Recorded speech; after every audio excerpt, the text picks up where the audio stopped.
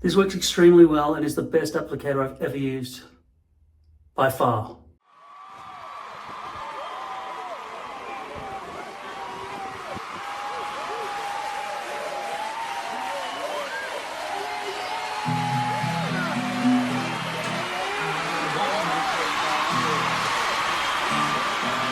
This is a box I received from Lord Hair. One is a French lace and one is a Swiss lace. I'm not sure which one is which. I'm going to open them both up here and take a look.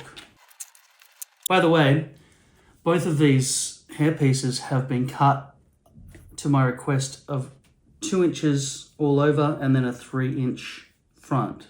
It looks like they've been cut. Much easier and lighter to handle than all that extra hair. As you might have seen in my videos with Polly so far, trying to cut my own hair back here has been very difficult for me. I mean, I was able to sort of figure out how to do it when I had a front partial, and since I've extended it all the way through, it's a lot more difficult. So hopefully they've given a good haircut for both of these. #4, that means color number 4, CPS. That could be their code for champion. The other one says #4, color number 4, SZF ST12326. These Auschwitz tags, I used to have a major problem with them because I used to cut them out and put them on my front hairpiece because I used to cut out 3 and place them all here. So they're all facing the front. But hidden back here, I don't think it's visible to anybody. So it's not a problem. The stitching in here to try to keep it in shape. I'm not sure how that will affect flexibility and stretching the hairpiece into position. It could be a problem. In terms of these triangles, where they've had to make a rectangular piece round, it looks correctly done.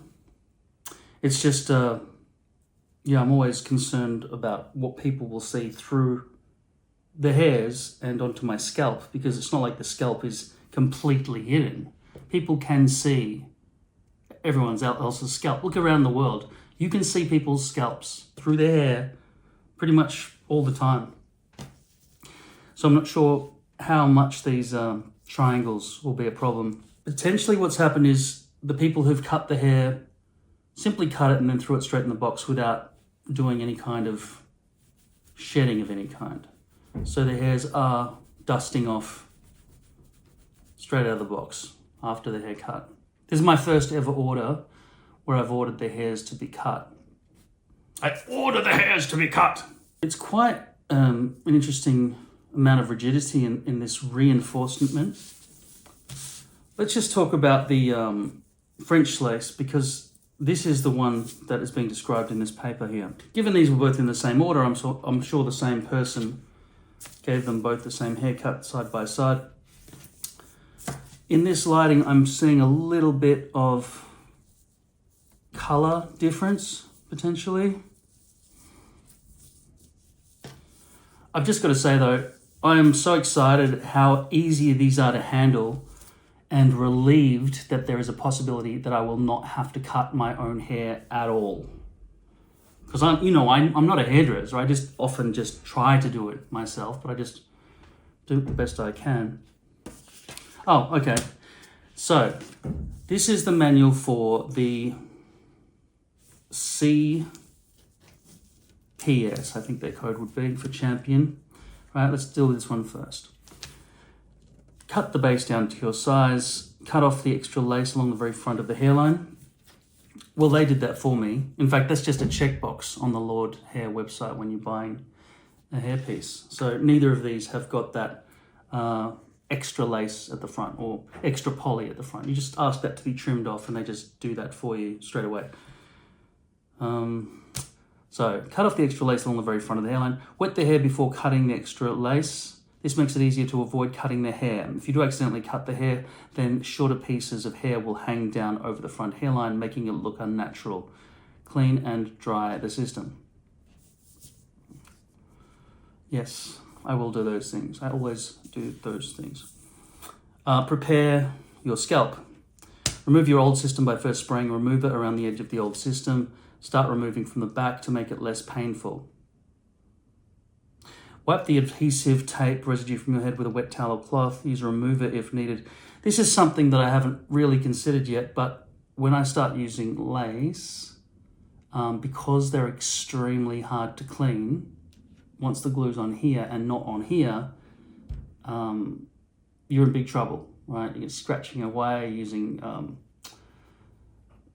C22 or something. C22 I don't think is the best answer for this. A lace release is the best answer. It's not a product I ever use because I always use poly. I have been for years. And with the early days of my lace wearing, I would never have bothered with lace release. But now that it's a full topper and it costs a lot more than just a front partial, I'll want to preserve this. So what I'll do is I'll use lace release. I'm assuming that's a Walker tape product. Spray it through the lace, wait for a few, maybe 60 seconds or something, and then try to move it up. And what I want for then to happen is that the glue stays on my head and disconnects from the lace. Shampoo your head at least twice to make sure it is thoroughly clean.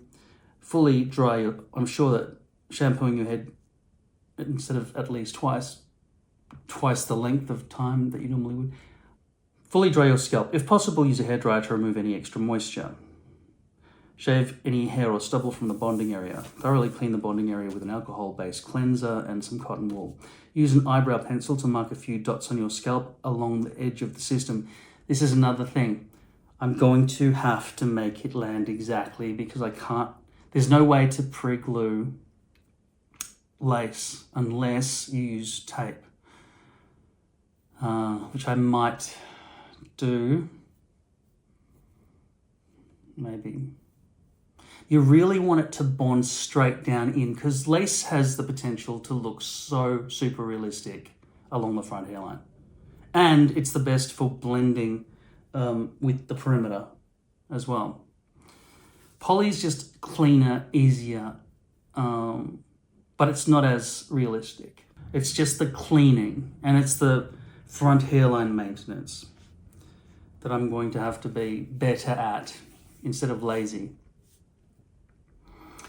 So I'm going to have to know exactly where I want this thing to land, and I need to know the contour before I can mark that. And the best way to know the contour is basically affix the whole hairpiece to all the way to there, I guess, and then find that last little bit and then affix that last.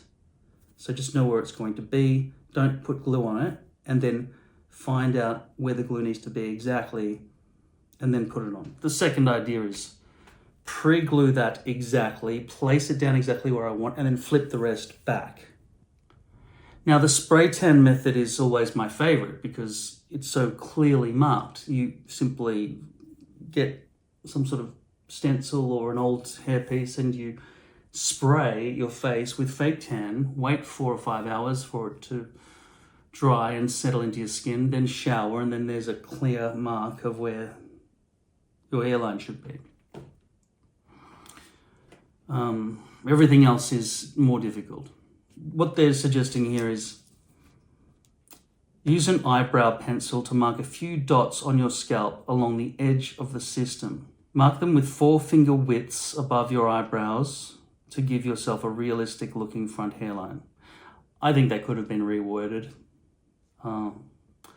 We recommend that you apply a layer of scalp protector to your skin to help protect it and encourage adhesion with the tape. I've never had any success with scalp protectors. And now they're mentioning tape, but it doesn't matter. Of course, they're not telling you have to use tape. It's just they're trying to find the right words to use for their instruction book here. Apply the tape.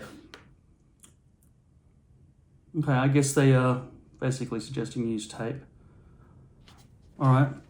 Apply pieces of tape all around the very outside of the edges. We recommend that you use tape with lace. Okay, they are. They're absolutely recommending tape with lace.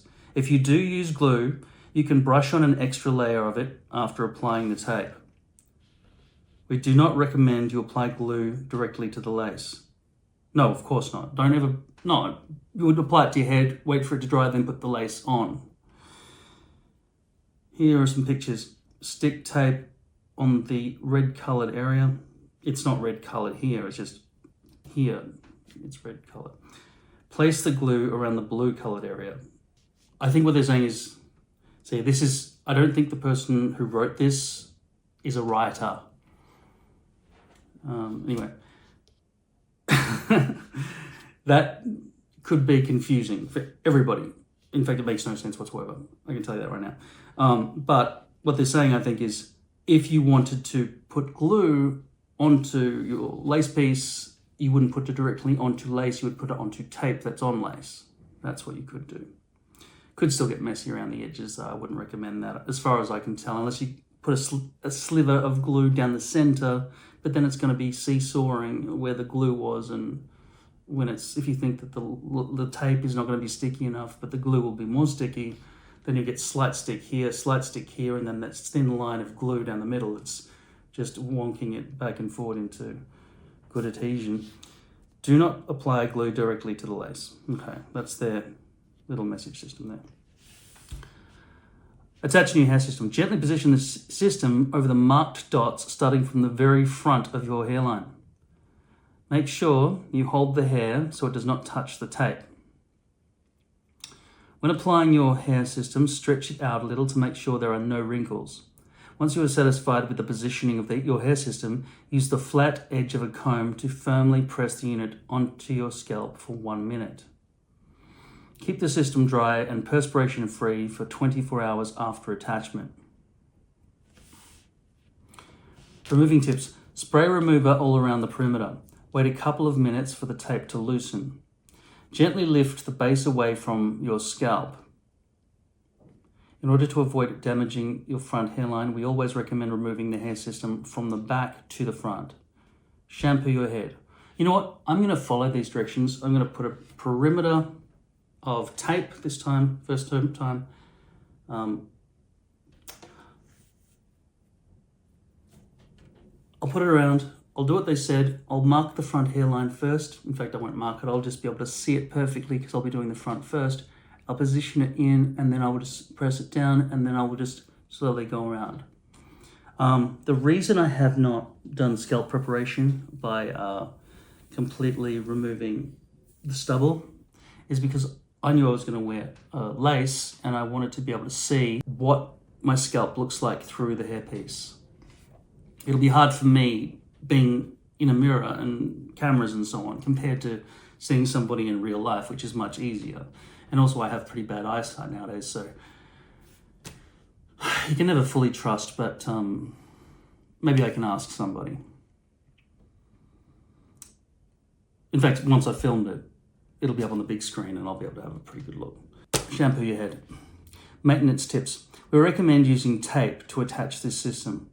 You can wear the system while sleeping, showering or swimming, etc. It is designed for daily use. Wash and clean the hair about 2 to 3 times every week to reduce hair thinning and wearing out the system.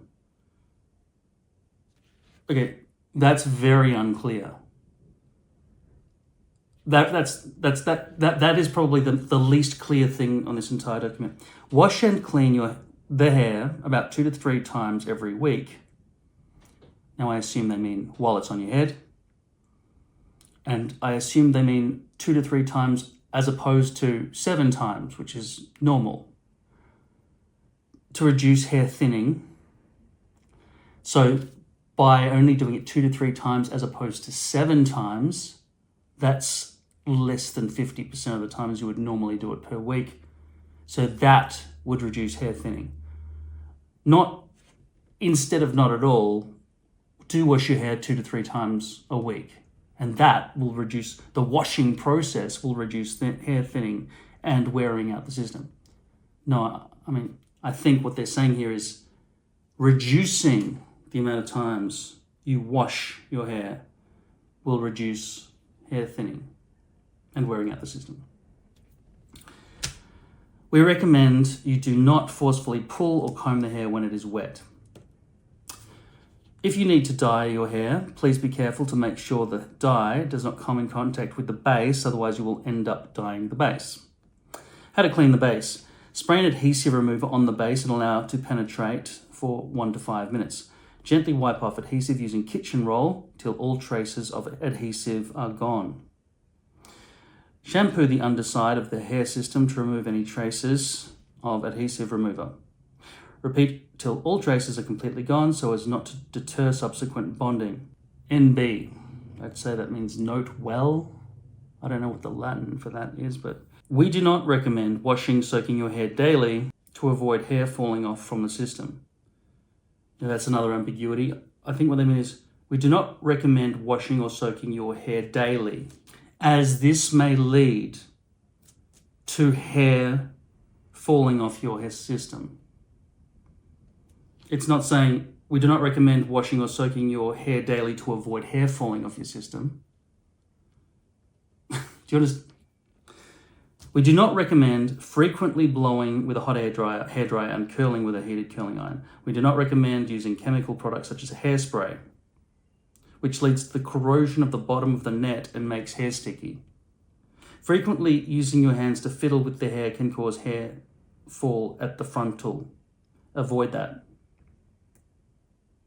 Okay, so they've got little pictures here. Daily wash your hair. No. Frequently give yourself heroin injections. No. What's that one? Oh, that's curling iron. Frequently, no. No hairdryer. Frequently sprays and hair product, I guess. I would definitely recommend that you do put hair product in your hair, because otherwise it'll look very fake. You want it all to be camouflaged in. Even if this does reduce the amount of time it survives for, it's still, I mean, your entire objective here is to look right, you know. I'm not saying I've always got the best hairstyles at all, but I think, you know, if you see somebody with just okay, I'm just going to put this on now. I'm going to try it on, right? It's not cut to my size, my stencil size or anything. Now imagine me walking down the street, just like this. Unless I'm a beetle, I would fucking put product in my hair. Simple as that. All right, that's the Champion instructions. So Champion is the name of the French lace one, and I assume that is identifiable as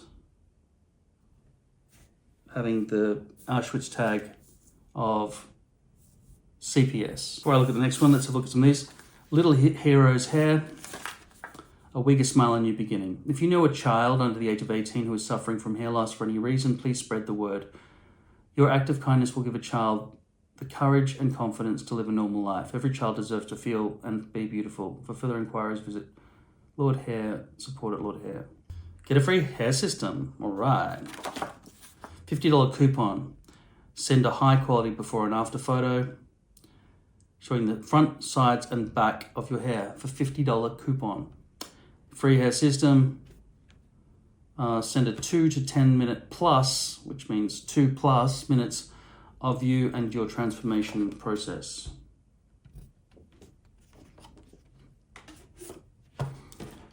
Now, Air.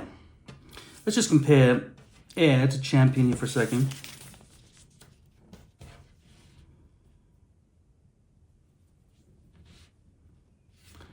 The French lace one, the Champion one, seems to have smaller holes, okay? Overall, it seems, than this one, the Air. The Air is actually rougher to the touch than this one. Definitely. This is much rougher. This feels like pantyhose, right? To touch that. And this feels like patting a lizard. Right, yeah.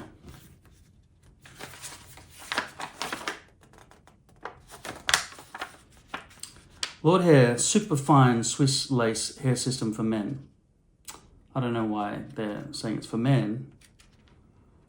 Natural front with 1/2 inch single strand, single knots. Swiss Lace. The side with the batch number is the back.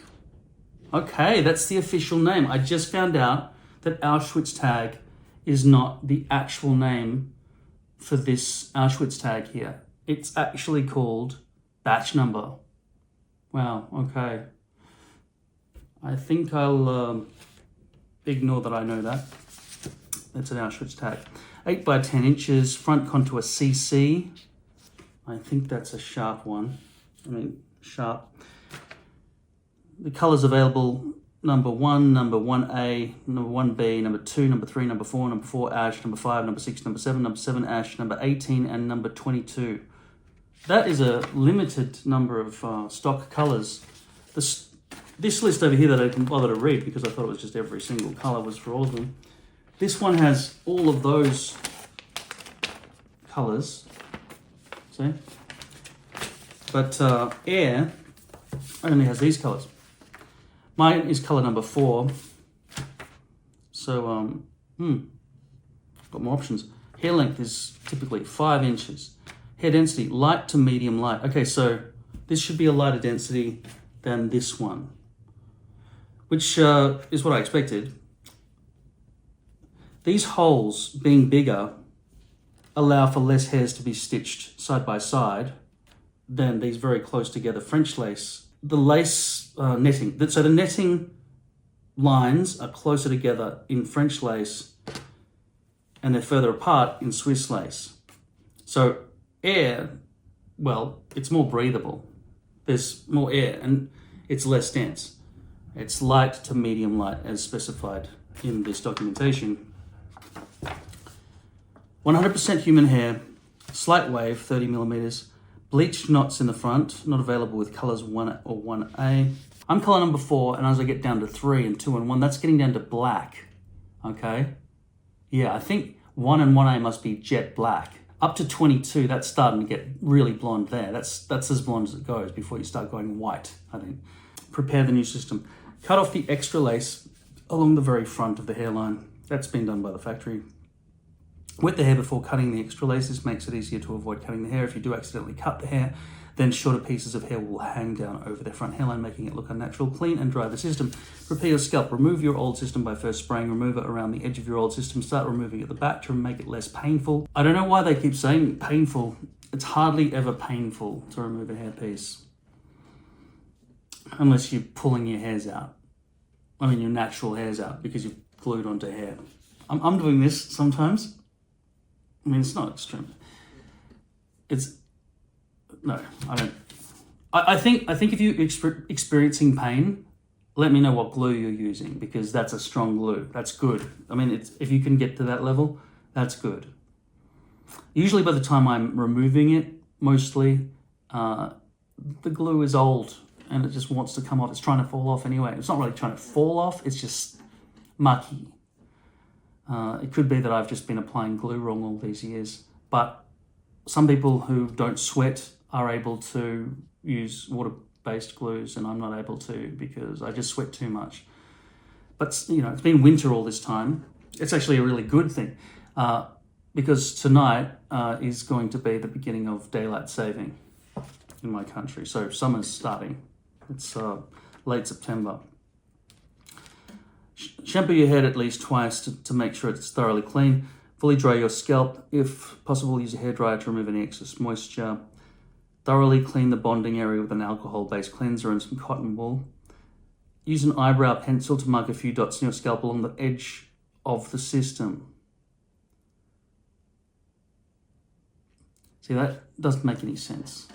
Along your scalp, along the edge of the system. It's contradicting itself. Mark them 4 finger widths above your eyebrows to give yourself realistic looking front hairline. I've discussed this many times. 4 finger lengths above your eyebrows. Where do your eyebrows start? At the base, at the top, midway? 4. Is that from this part of the finger, this part of the finger? Your fingers, look, I would say they're pretty much wider there than they are here. If I got a ruler and measured that distance and that distance, and then when I do 4 fingers, do I do it there or there?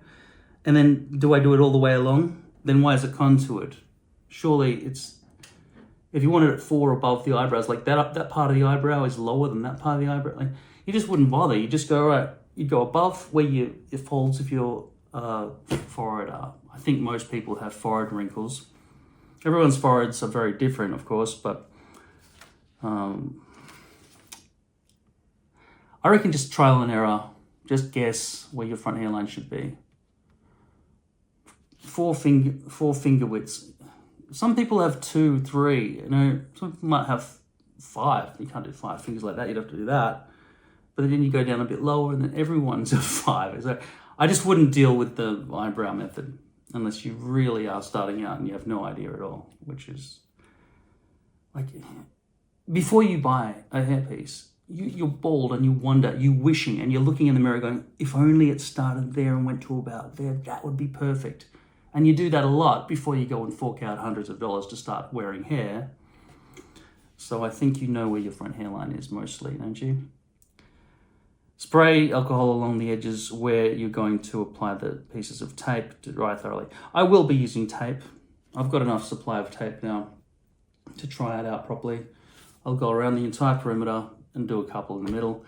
Then if I need any more realism at the front hairline so I can really do that and have it all perfect, I might use adhesive glue. But just remembering the pain in the ass that is to get off. I don't know if I will at all. Maybe I'll just stick with tape. It could be the right idea. We recommend that you use tape with lace. If you do use glue, you can brush on an extra layer of it after applying the tape. Do not apply glue directly to the lace. Attach new hair system. Gently position the system of the marked dots starting from the very front of your hairline. So if you have marked dots on your forehead and you place glue directly over them, what's going to happen? That's right. The dots will be there for the whole duration of the time you're wearing the hairpiece. So the word over in English both means to cover over, which means three-dimensionally, one layer over the other. It doesn't really mean over, like on top of or above. I would say over means is implying smothering, meaning three-dimensionally, and to be on top of or above. Above can also be like a blanket above a person, but you wouldn't lay a blanket down above a sleeping person to keep them warm. You'd put the blanket over the person. To put it above them would imply that it's kind of going to be like a tent ceiling, right? A tent roof would be above the blanket that's over you, I think. Anyway, the semantics kind of do matter, because if you have to reread instructions multiple times, then the writer has failed. And when you're starting out, you get absolutely confused. Like for years, I didn't know, why is there a durability issue with hairpieces? Does the lace tear a little bit every time, or does it stretch and ruin and just warp out of position and then you can never place it back nicely on your head? Is that what it is? Do the hairs come out often and make it thinned and then it looks ratty? Does the hair discolor over time from washing, the sunshine? Durability. Very difficult word to understand. I'm pretty sure 90% of the time it's about the hair's falling out over time and it looks ratty. Me just putting my fingers through here, I can see this is much better than poly. And this is amazing because it means that the doll's hair problem has completely gone away. If I look at this, I'm not seeing any crown problem either. I'm very happy to see that there is no bulbous stitching change when we get to the crown area. So hopefully when they say freestyle, they mean it, and the crown will not be a problem, and I can just brush the crown wherever it may be on my head, whether it's 7 inches from my hairline or 7.5 inches from my hairline, or if I want to cut the front bit back a bit so I can get rid of the CC contour and do a contour of my own, and so I'm wasting a bit at the front, then even though the crown typically would be brought way forward, then it wouldn't matter because it's freestyle and I can just brush a new crown anywhere I want. Given the description I gave them of my haircut that I wanted, which was so vague, it was just, I want 2 inches all over, blending to a 3-inch front. And it looks like what they've done. Okay, if we just look underneath there, you can see it's longer there and shorter back here. It looks like a good length, just at a glance. I might have to tweak it. And because it's generically 2 inches all around, even when I cut out my own stencil shape, which will be narrower here, I'll be cutting off bits there because that's 8 inches wide and my, I think this is about 6 here now. So I'll be cutting off 1 inch off each side, basically. And I'm pretty sure I've kept a 10-inch length. So I'll just be sort of making 1-inch cuts around the sides there until I revise this shave zone. Gently position the system over the marked dots starting from the very front of your hairline. Make sure you hold the hair so it does not touch the tape. Okay, they're two very different instructions that they've coupled together. Position the system over the marked dots starting from the very front of your hairline. So I think what they're saying is you would have marked dots if you use the pencil marking method to get the glue. Or see, the thing is with this is you don't need it. We're going to be using tape. That's like salvation. We don't need it anymore. The tape is effectively the same as pre-gluing your hairpiece. So that's that problem solved.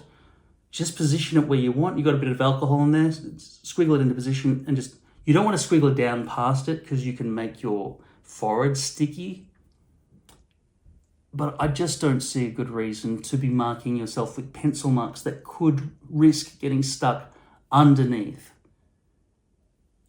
the tape and being like, they would be visible, whether they're white or black or brown eyeliner pencil marks, they would be visible.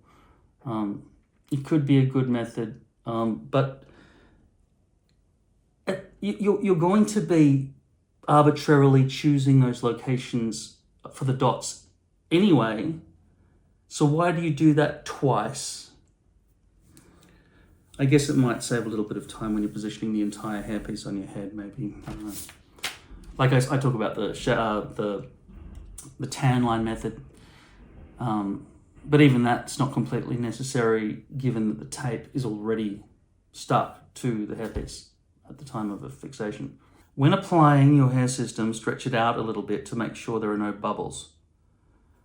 I'm pretty sure they mean, because they know this is for the air and not poly, the air as in Swiss lace. I'm pretty sure they mean that the tape could get bubbles, but I don't know how stretching your hair system generally, I'd say stretch the little area of tape and sort of squeeze it out. But tape's like a narrow thing. It's not a problem. It's not a problem. It's bubbles. I've never seen bubbles being a problem. Once you are satisfied with the positioning of your hair system, use the flat edge of a comb to firmly press the unit on your scalp for 1 minute.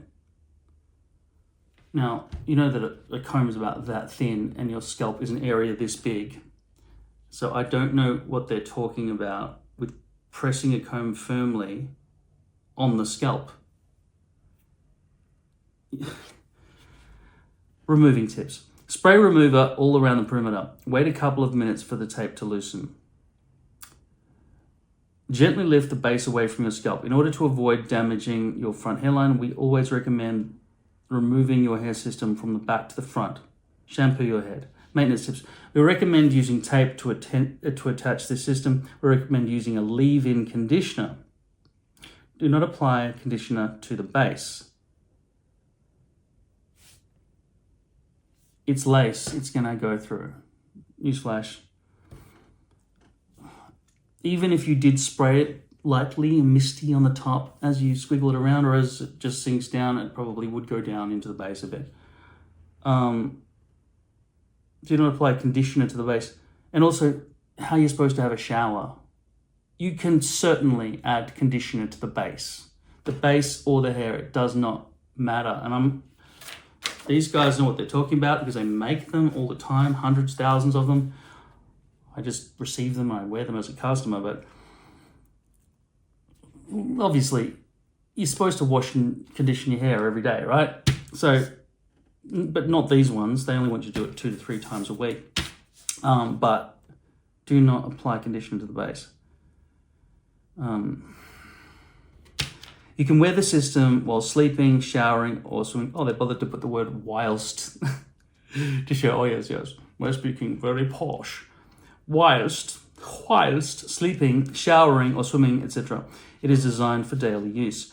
Wash and clean the base at least Wash and clean the base at least once every 2 weeks. I mean, when they say that, I'm pretty sure they mean remove the hairpiece and remove all glue and tape every 2 weeks.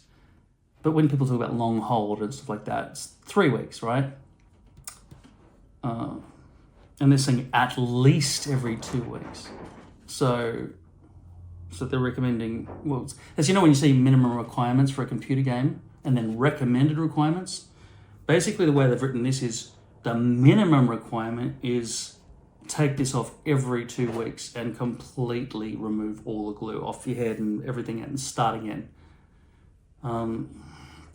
You'd have a nice fresh hairpiece if you did that and do scalp preparation every 2 weeks. You probably should, but I wouldn't say at least. I would say almost on average, right? Sometimes you want to do it once a week in summer maybe, and in winter maybe once every 3 weeks. And if you really feel lazy about it, just do it once every 4 weeks. The problem is your hairs are going to continue to grow under here, the ones that are not bald. So it could become quite visible to people from the outside. So that's the main thing I would worry about, as well as glue deterioration or tape, which is covered in glue deterioration. Do not forcefully pull or comb the hair when it is wet. If you need to dye your hair, please be careful to make sure the dye does not come in contact with the base, otherwise you'll also end up dyeing the base. So that is Air, and that is Champion. Which one should I wear first? I'm going to have to use my stencil to trace around one of them and cut it out, and then put tape all around the perimeter and a couple of pieces in the middle as well. Eeny, meeny, miny, mo. All right, we'll start with the Air, just because I don't want to say the rest of that poem and offend people like tigers. This is my stencil. I've just tried to make it equidistant on these sides here as I placed it. This is the back where the Auschwitz tag is, and I really want it to be evenly spaced on both sides.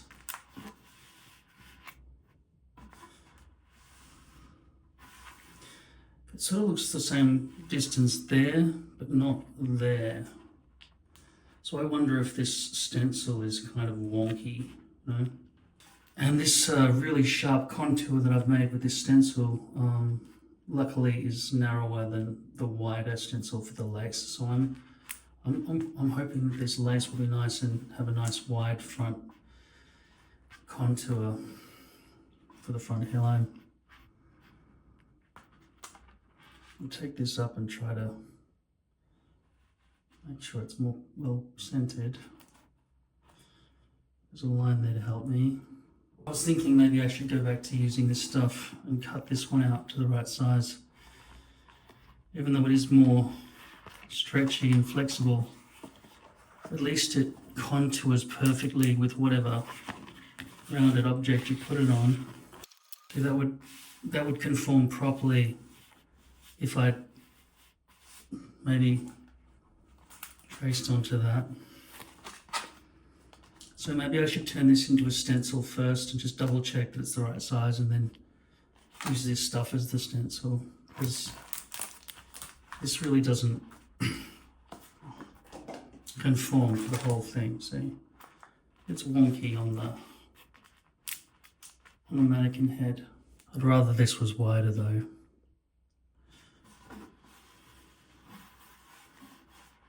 I'll leave the front contour for last. Despite the fact this is a whiteboard marker, it doesn't come off immediately from this material. It will rub off eventually, and if I wet it with my finger, it comes off right away. I don't know where my black permanent marker is though. Let me just find that, because it's nice to write F right in the center.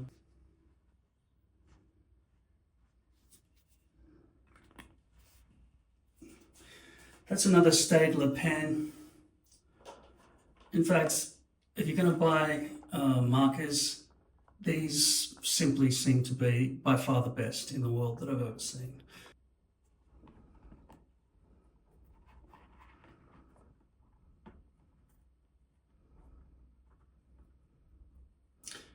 Just remember that the one I'm cutting out now was drawn with a whiteboard marker. So it should simply wipe off at the end. Now in regards to the front here,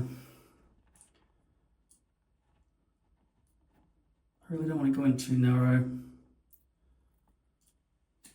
So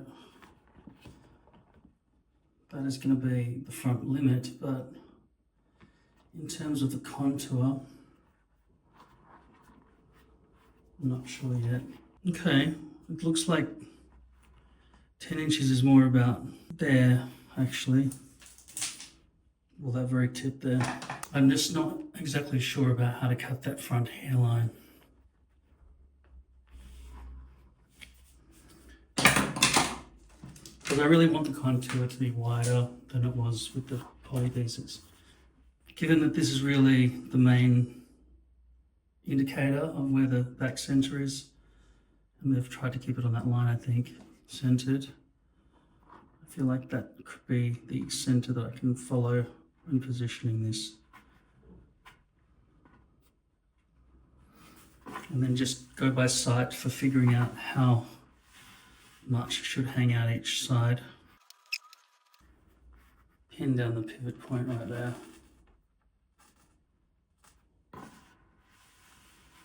Just make sure it all flows together. So, like I say, I want to ignore that narrowing.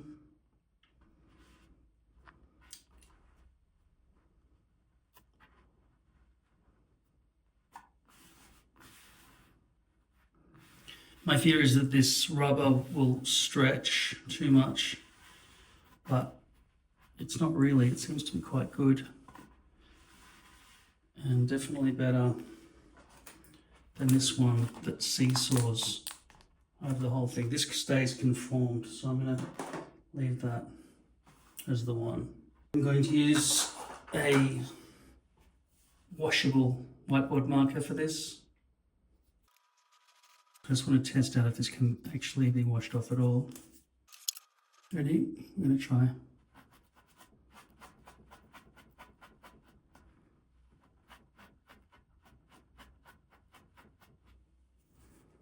And it came off, see? That's without any alcohol or anything.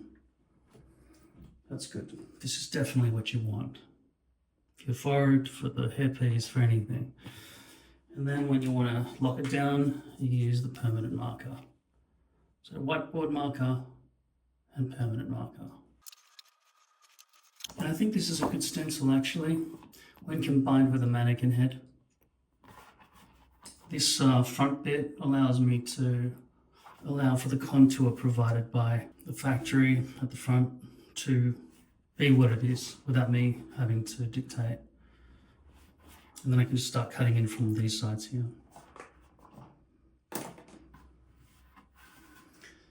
And as I've suggested, I should wet the hairs first, which minimizes the risk of all of that. But now that I've put marker on it, wetting it might ruin that. So I'm not going to do that. I'm just going to place a little thumbtack right here. And use these titanium scissors to cut it out. So this is the front hairline here.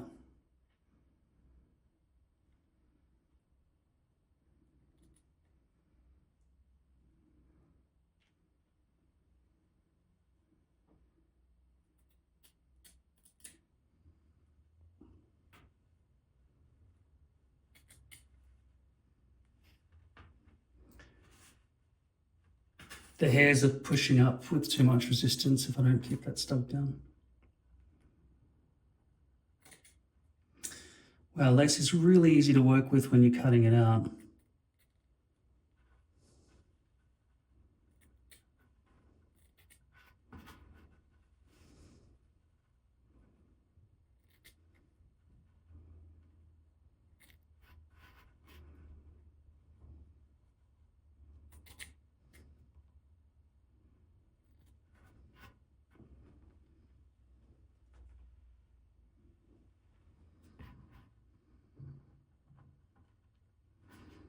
Trying to trim any exposed base. Now you'll notice that I have not bleached this at all. They claim to have bleached along the front hairline. We'll see.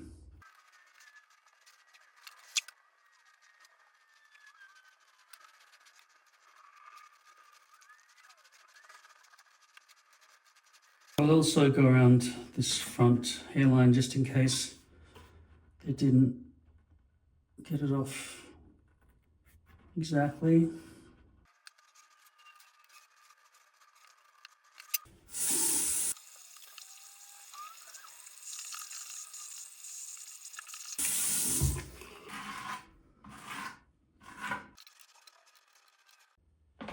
Here's the last piece I wore, which is a poly piece.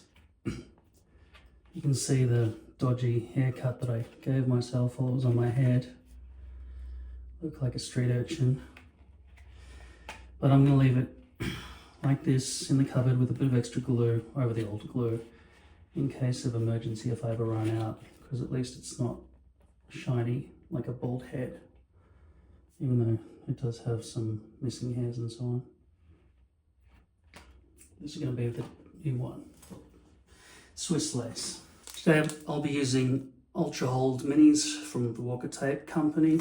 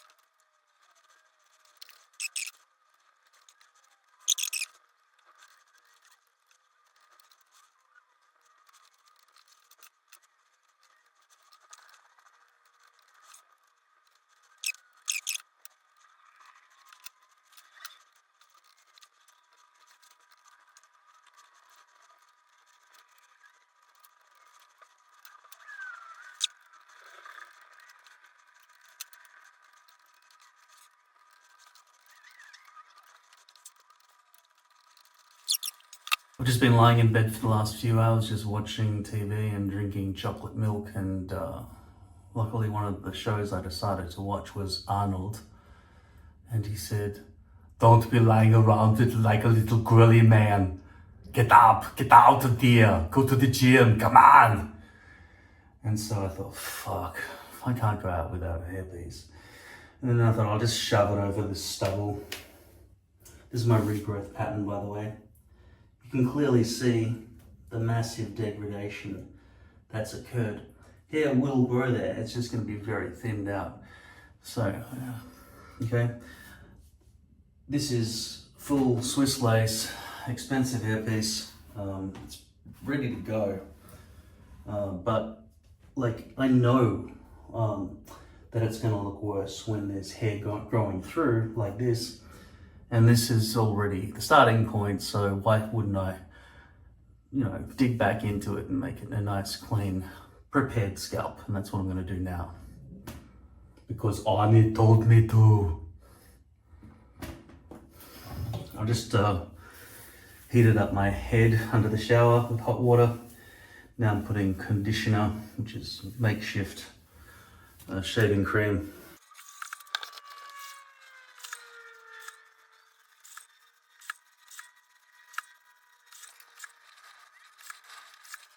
Unfortunately, when my face is in shot, it's going to ignore this because of intelligent face tracking in this camera, so I just got to get my face out of it. Otherwise this can't work. Which is overall a good feature. I'm sure I could turn it off.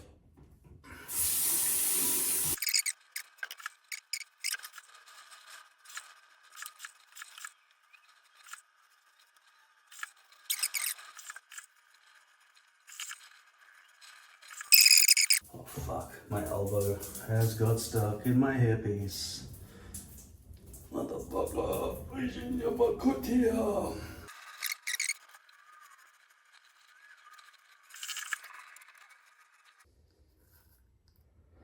Whoa, whoopsie. That looks a bit low.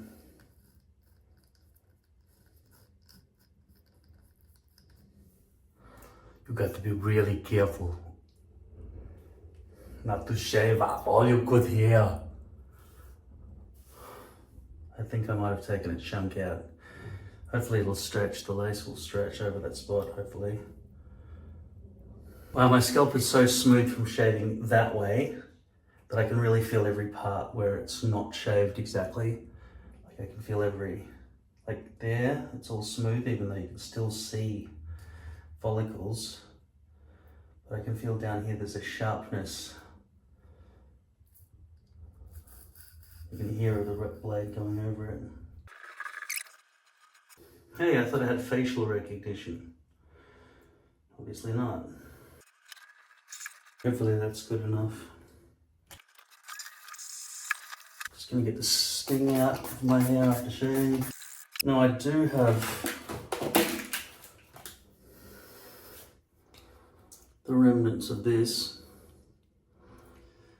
and I could peel that off and use it, but this dabber just is really bad.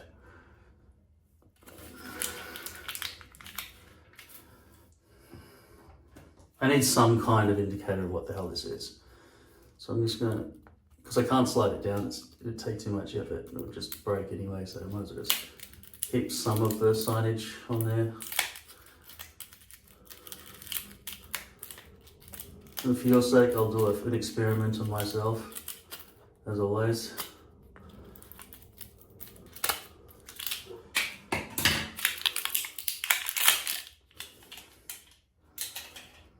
Let me just clean that top in. Let's see if this is all crunched up inside here.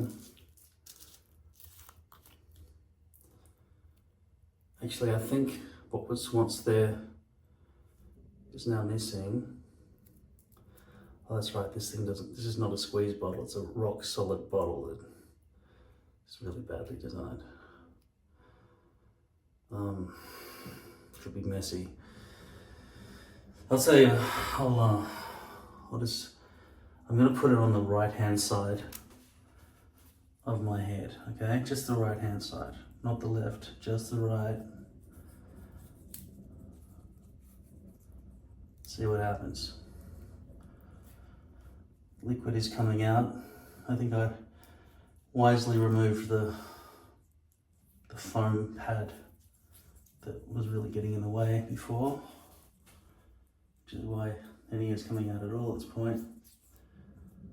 This is called Max Hold Sport from, I just assume, Walker Tape Company.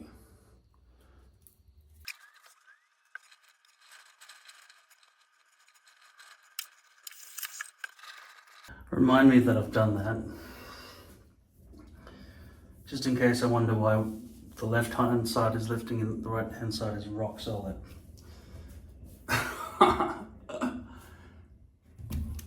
Might happen. Just waiting for that to fully dry. It does have a residue when it's wet, like it's white, crunchy. Pretty much like Antiperspirant. But this one doesn't really have any whiteness to it.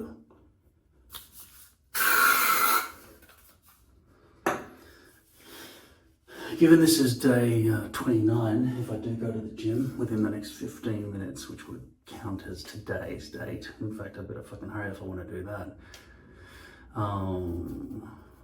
Maybe I will start just doing some light dumbbells on the treadmill this time. I've got gout in my left foot now as well, so I better be careful. But maybe just an hour on the treadmill today. Well, starting today if I can get there in 14 minutes, which I can't really, because I've got to put shoes and jeans, well, maybe jeans, I don't know. First of all, put this thing on. I'm not leaving the house without that.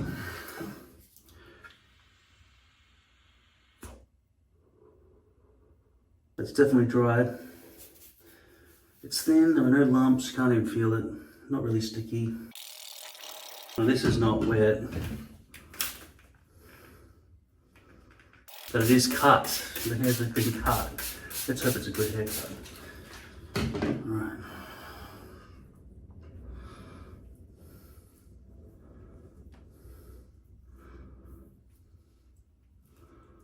Try and land this dead center at the front in a good spot.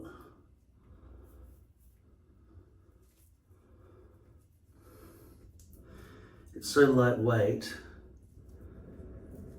and feels very breathable. There was minor itchiness starting to happen with the polyhemp hairs.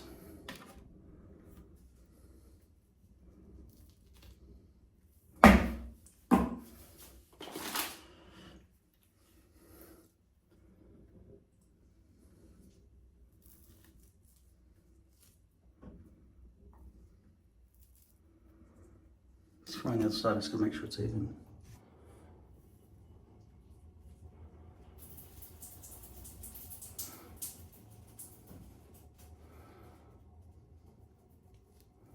Pretty even.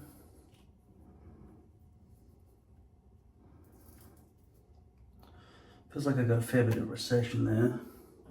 You know what I mean? That doesn't really quite land low enough. Is my hairline low enough? Maybe it's about half a centimetre too high. Uh-oh. A bit of tape has landed on my head. Just leave it there.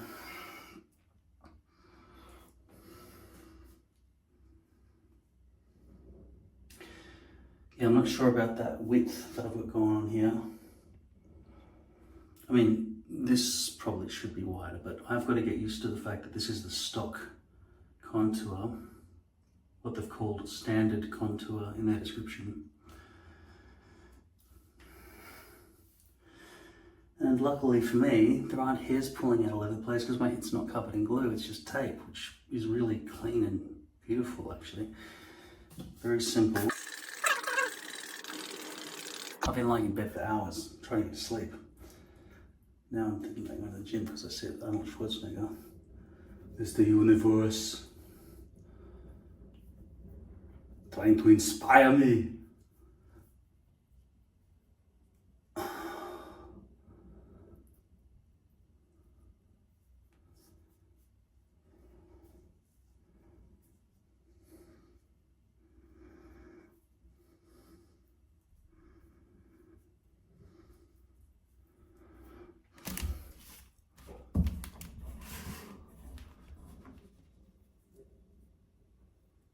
Okay, that's better on that side. What about the other side there?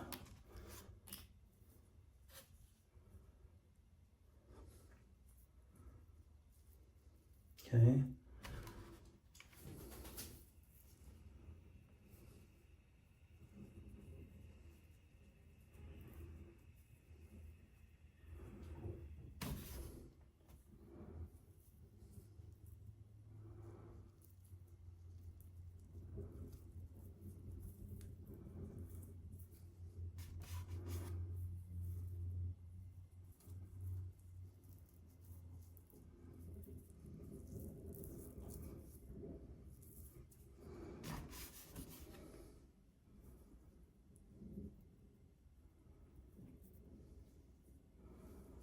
hope that all sticks.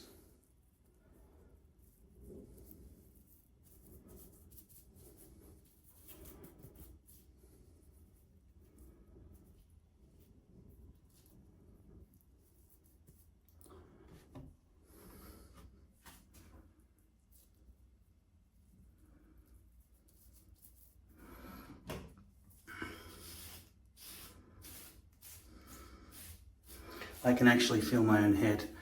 This is very different from the feeling of wearing poly when you brush your hair. There's definitely no rain jacket effect at all here. This feels a lot more like I could scratch my, when I scratch my head, it's like I'm actually scratching my head. Poly was not like this. Poly, there was definitely a feeling of plastic on your scalp because it's so much plastic.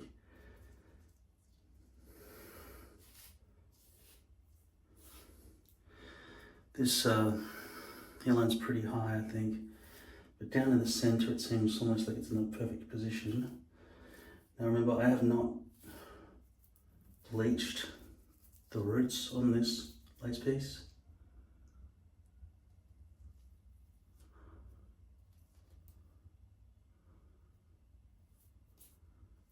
But lace is capable of being fully bleached all the way through. What's that like in there, by the way? Does it look convincing? It's definitely more convincing than how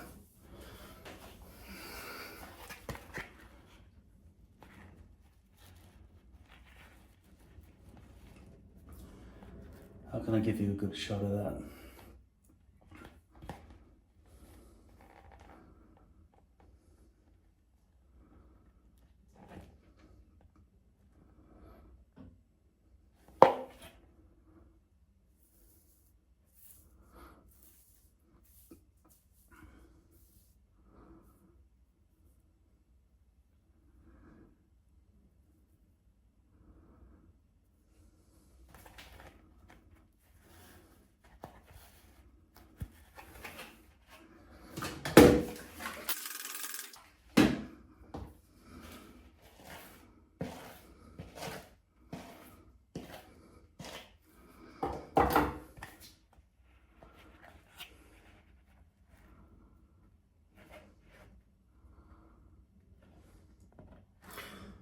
Yeah, I'm not sure if I can properly demonstrate what the doll's hairlines look like through that. Right, let's step back a bit now and assess how well, first of all, it's being placed, and then assess this 3-inch at the front and 2-inch at the back haircut.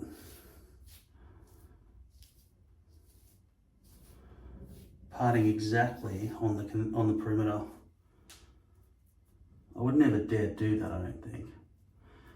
But with lace, it might be actually a possibility because the join can be so convincing.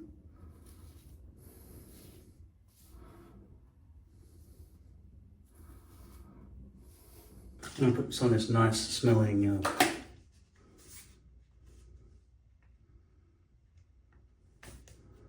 leave-in conditioner.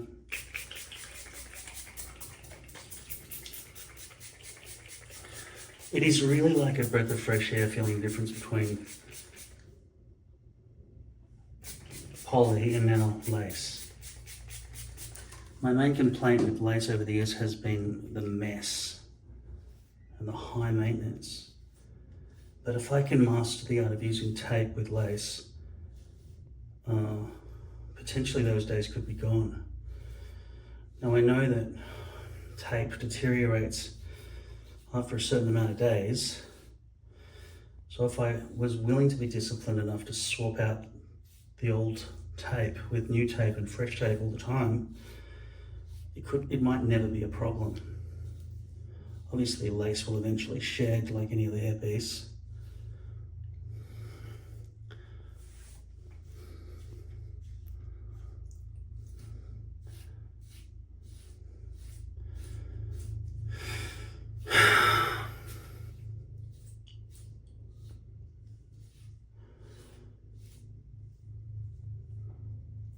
The hairline, despite the fact that it feels quite high, actually looks kind of sensible.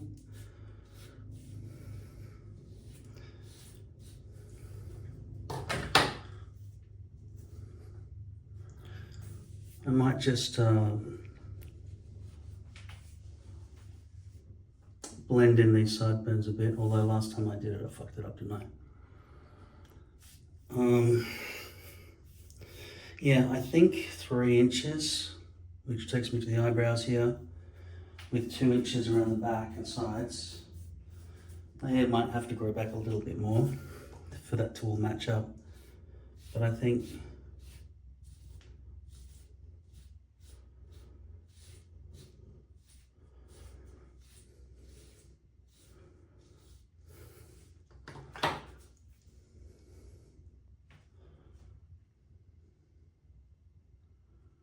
my hairline's too high.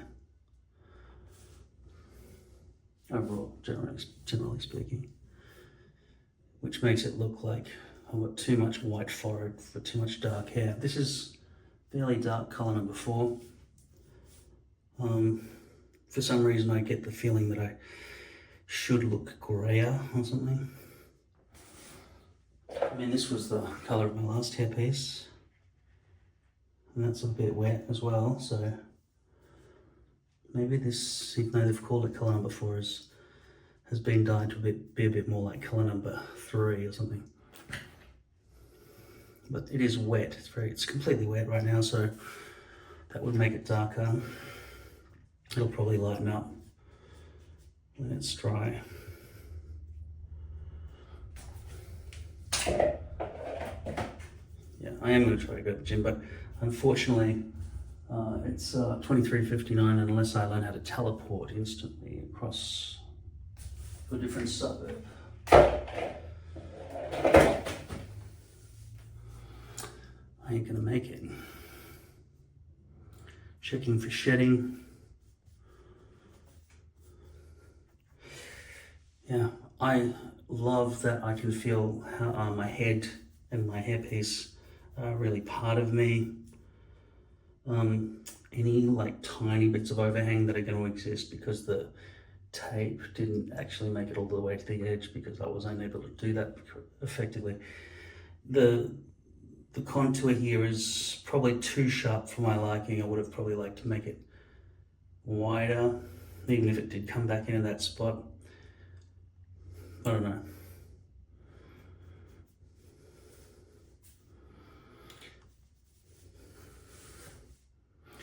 But overall, I think I positioned it too high on my forehead. I could lift and push back down, but I don't want to ruin the hold that's taking progress right now. Or nor do I want it to stick to my scalp and not lift up with the lace because it's going to favour my scalp maybe. Okay, so the front hairline is almost guaranteed not to be correct because I didn't use glue, I just used tape. So that's what we're getting there. How well is it bleached?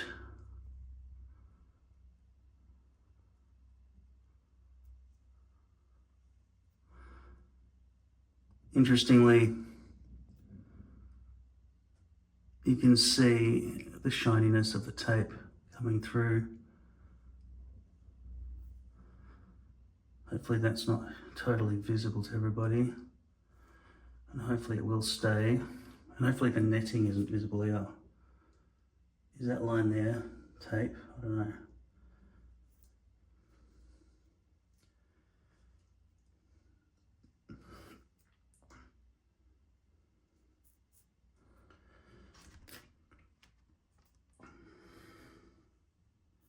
This is my right side where I put all that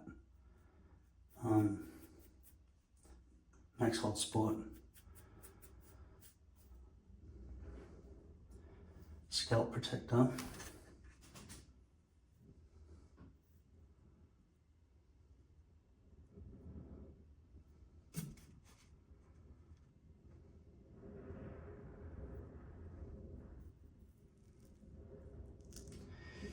Yeah, but it's a problem with tape. You can't just lift it up and place it back down. If you mess it up during the initial placement, you're stuck. Otherwise you're gonna have to replace the tape. Ooh, it's a major problem here. Major problem.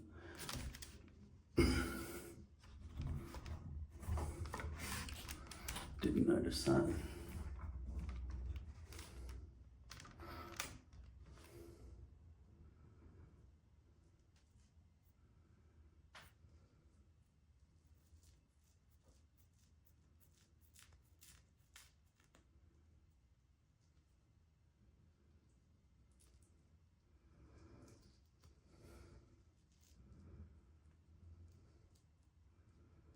Look at all that mess.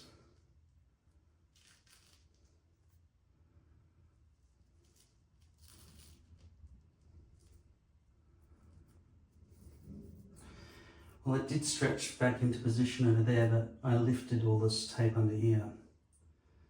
So that's a problem. No damage to the hairpiece though, it's just, I'm gonna have to figure out a solution for that. Maybe that I need a different type of tape set up, because I do like tape.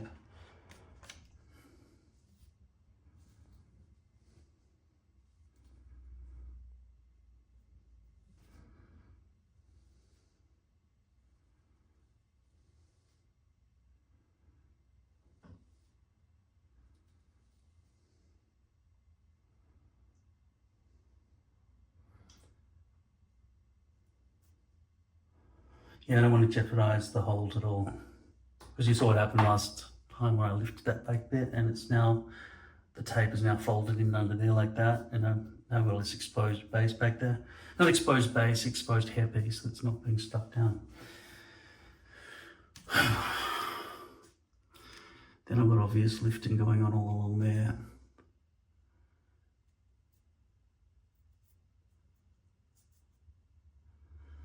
I guess that might stick after a while, hold it stronger, more strongly.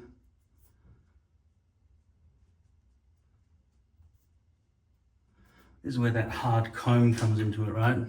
The hard comb press, remember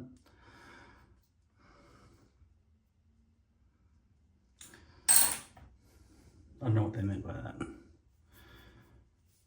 Press a hard comb against your hairpiece for 1 minute, they said. That was the instruction. Okay, I don't know what they mean.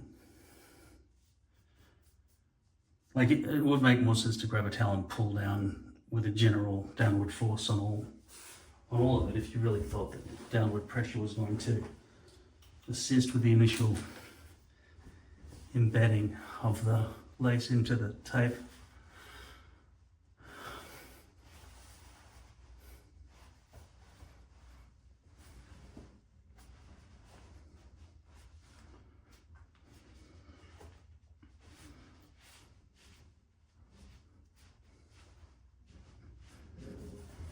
Doesn't seem much more effective than just pressing it down with the hand.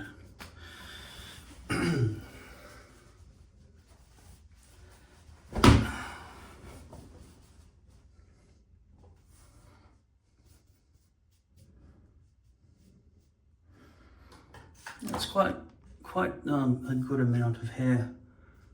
At the back there, at the back it's probably too long for my natural hair, but hopefully it all looks realistic.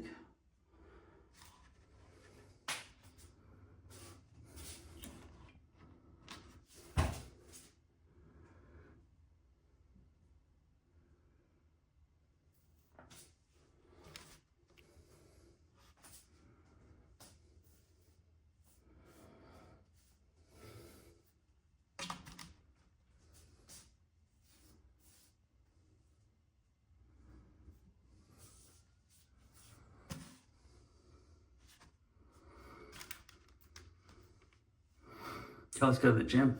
All right, it's the next day. I just slept on this thing. Let's have a look. Now, my main concern is the front hairline. The length, 2 inches at the back and sides and 3 inches at the front, seems to be something that can give me options.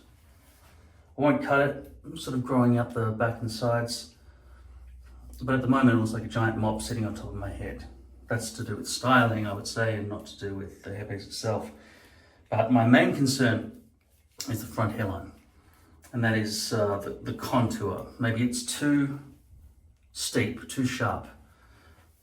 And also, I've used tape on the front hairline, and also it looks like I've placed it too high. I feel like my hairline, actually, you can actually see stubble there. My hairline should end here. That's why it's always important to put little white dots. Just kidding. That's why I said I shouldn't do. But it's too high. It's really way too high. I should have placed it much lower. I did cut this out. The one thing about lace is, compared to poly, is it has less stretch. That's for sure. So you've got to get it kind of right. I'm just going to move the camera down there a bit so I can get better visibility closer up to my mirror here. So what I'm going to have to do is lift this and try to get slack from all the way back here so I can pull and stretch the entire thing. Lace, Swiss lace especially, like this one, is more fragile than French lace, so it does have a possibility of tearing. And also, by me lifting the tape up, it will definitely weaken the bond.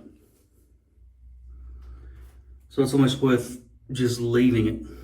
But I would rather this looks great instead of just, well, not very good right now actually. The hairs are very, the hairline looks absolutely terrible because I've used tape for the first time with a front hairline with lace. And it looks like it's impossible to make it look realistic. The roots, even though they are not, you know, dead on, you know, because, I mean,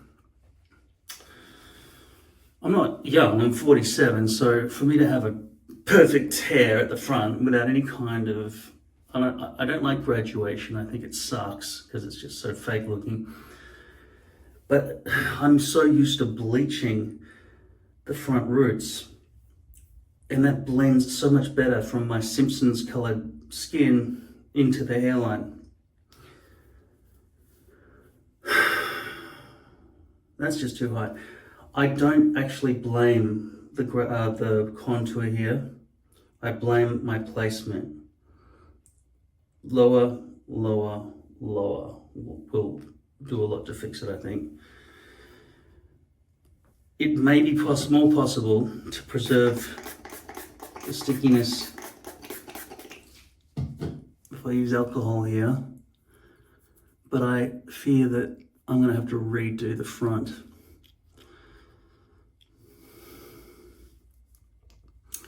Yeah, the lace is going to just separate straight off the tape.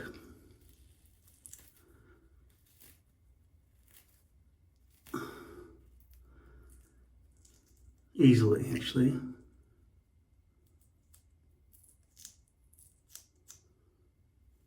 I need a bit more slack even. It feels so rigid.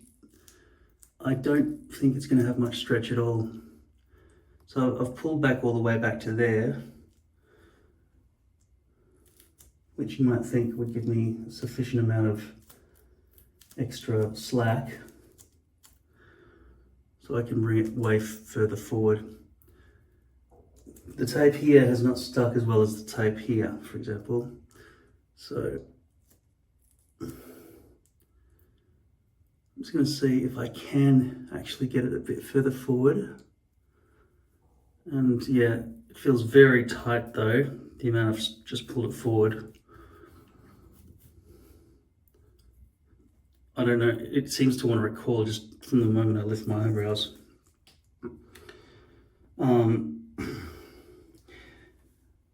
Given that these things are 10 inches long by default, I haven't really snipped any extra off. I've been quite careful to keep it exactly 10 inches. But if you look at the back here, it kind of lines up exactly. But because I've used tape, because it's so clean, I'm not getting exactness. Some extreme accuracy here. Tape is really much cleaner. I mean, just look at that. How easy it separates. Like that's fresh as brand new, right? And luckily, this hairpiece has been made so well that no hairs are pulling up from underneath. I mean, just look at the fine detail in all the stitching that goes through there. This is the Air Swiss Lace hairpiece from Lord Hair. Probably the best hairpiece I've ever worn. Unfortunately, my cutting and placement has resulted in a hairline that's too far back. Now, lace is so fiddly, you can't just lift it up and move tape is so fiddly that you can't exactly lift it up and move it all the way forward. So what I would have to do is redo the whole front area. But in doing this, I was already intending to redo this with actual glue, liquid adhesive. Even there seems a bit too high. I mean, but there's no slack left. So almost like I'm gonna take this whole thing off, I think. I'm just gonna go and get the camera screen set up so I can see the back of my own head properly. So attractive.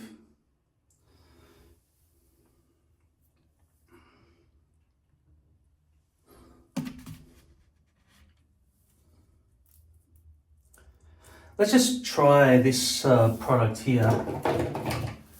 Because as you can see, as I keep lifting here, the tape's lifting off as well because it's, you know, stuck well enough to the lace that it is coming up. So I'm going to try this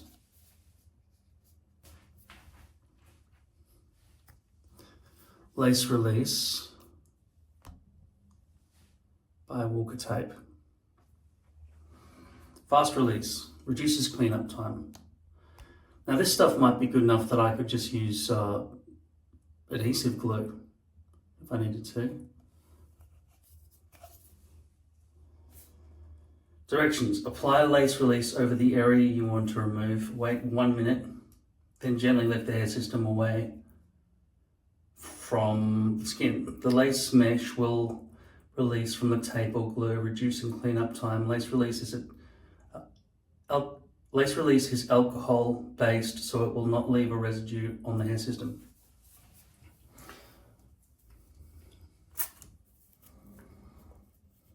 So we're going here. There.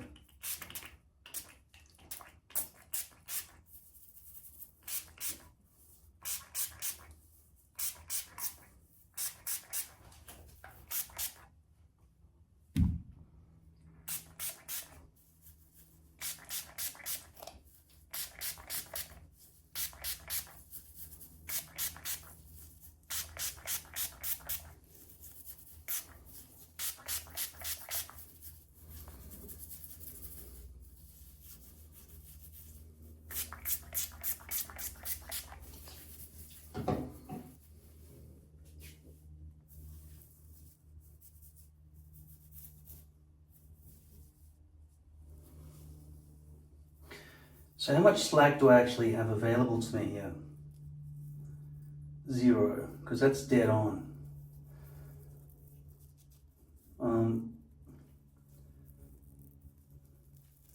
Unfortunately, this means I'm probably going to have to reduce the size of my shave zone in the future. Maybe only shave down to about there next time, because I really love lace. From this experiment. So easy with tape. It's really, really easy with tape, as you just saw, it just came straight off. But it's not realistic with tape around the front hairline, as I could have easily guessed.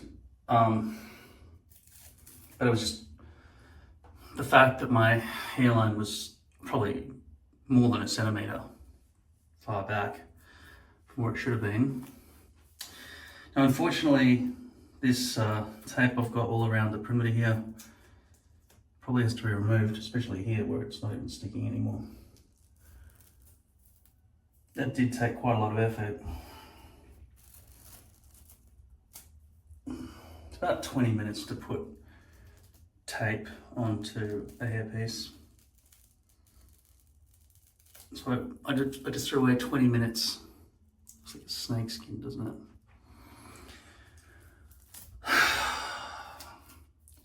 to be honest, I love how clean it is and easy it is to get off. So let me just look. That was like less than a minute pretty much to take the entire hairpiece off and remove all the glue, and now it's fresh and as good as new. That is not something you can do with glue, with adhesive glue, like Walker Tape Ultra Hold. This is going to take a lot longer to get off. So I'm going to try to stick the tape around the back and sides and simply try to put glue in the middle.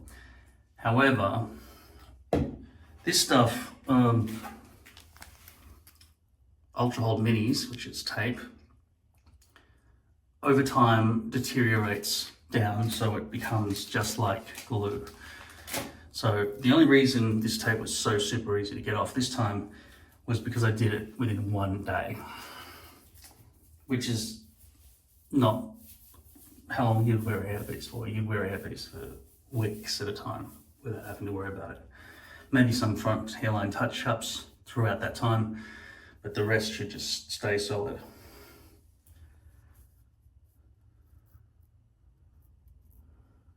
Still a bit of tape on here, I think. Very hard to see.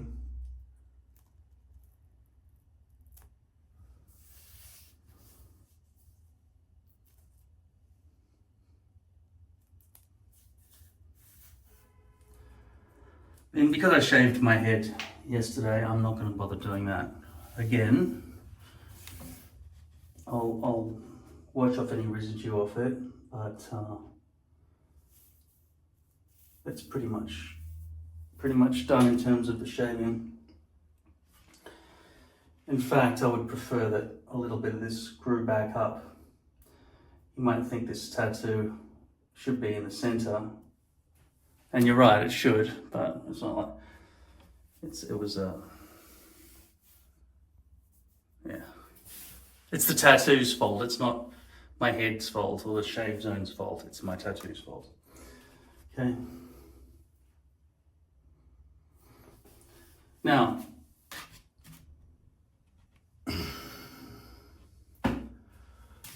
step one is gonna have to be that I'm gonna have to put tape around the back and sides of this thing. Pull out any excess hairs from the back there. So I guess I'll do that now. When I place the hairpiece next time at the front, I want it to be accurate.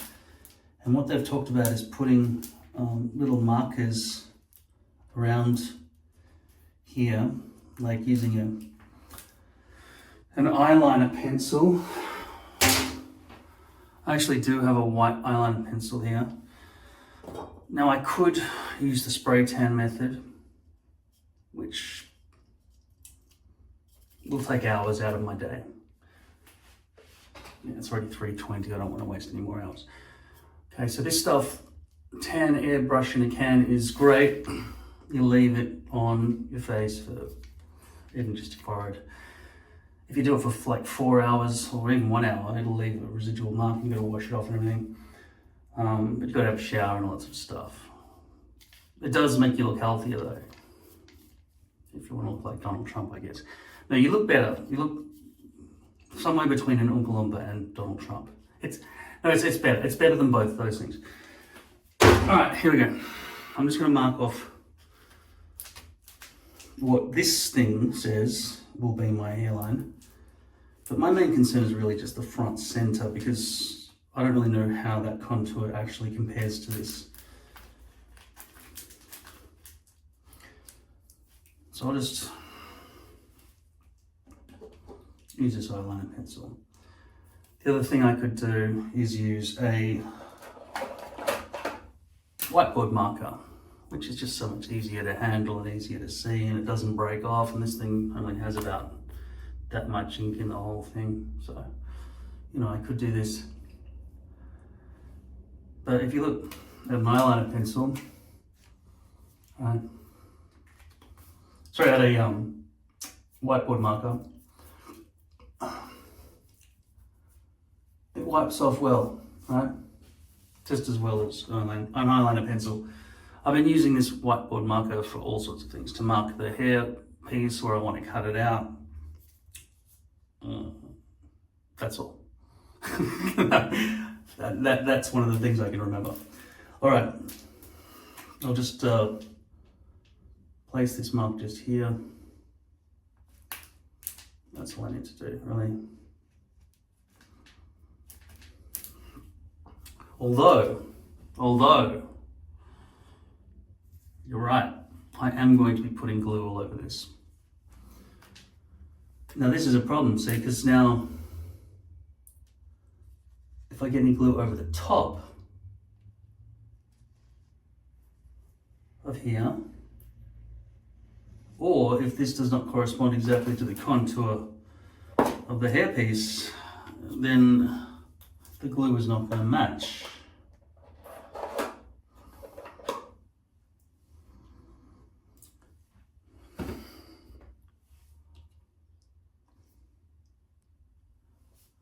Nevertheless, I will try.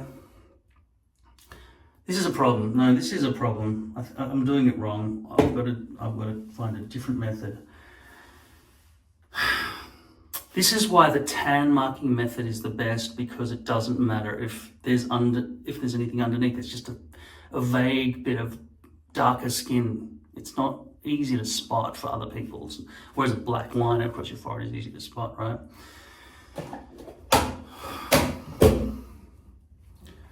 Yeah, no, this is not the way to do it. I'm about to put glue all over here, and some of it will come down over the black, obviously, because I'm not a freaking robot. So this is not the best way to do it.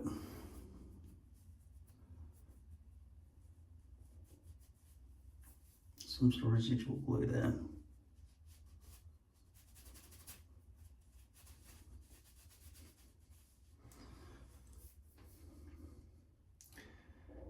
The other method is tape, because when you put tape on.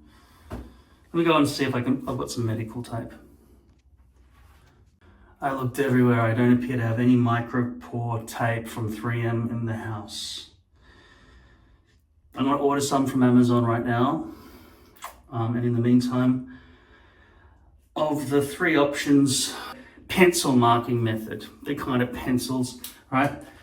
Pencil marking method, tan marking method, and tape marking method. These are all methods used to accurately place glue along the front to correspond exactly with your front hairline in the case that you decide to put a lace hairpiece on your head. With poly, it doesn't matter, you just pre-glue the poly. Now, in the instruction booklet that came with this hairpiece here, they said we don't recommend using glue on lace. Well, obviously you're not going to put glue directly onto the lace. You're going to put it on your head. And they said, well, you can put glue over the top of tape, but you saw how inaccurate and flunky. It was very flunky, wasn't it? Yeah. New word for the day that I just made up.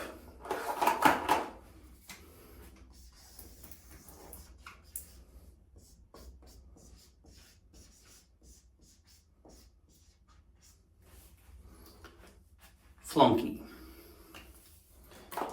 You don't want the front hairline to be all flunky. You want it to be nice and realistic looking. Okay? And to be honest, the tape marking method is better than the tan marking method. Well, it's not really better. It's not better. It's quicker. So long as you have tape. It's going to take me longer to go and order it from Amazon and wait for it to arrive. But what I can do instead is just get some other tape, some shittier tape, right? And try using that instead. Because once you've got the tape down, you can just paint all over it, and when you pull the tape off after it dries, it will just be a clean line, so long as the bridge between the glue that's on your scalp and the glue that's on the tape doesn't sort of move up like mozzarella and rip the whole thing apart. Which is why you need a very dry scalp in a very cool environment, and you're not sweating or anything. Which is good, because I'm not, and it is, so it should work. Okay, I ordered some micropore tape from 3M from Amazon. In the meantime, I'm still going to use the tape marking method. What do you think of this stuff? Well, on skin it doesn't stick very well because of the oil in your skin, and it leaves little gaps because it's quite rigid, whereas this paper tape conforms better. So I'm going to start with this. Okay, so how do I guess where my front hairline should be? Well, I can see fairly clearly some regrowth stubble here, and I would say my hairline should end about there.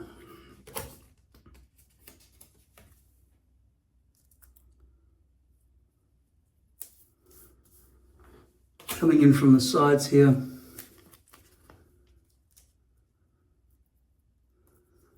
I don't really know exactly the contours that are going to be happening with this hairpiece, and it's too hard to try to position it.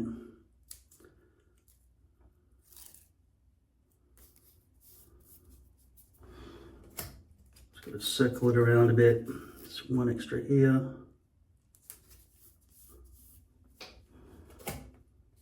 Now there may be bits that I have to wipe off at the end when I position the hairpiece if the contour is not right.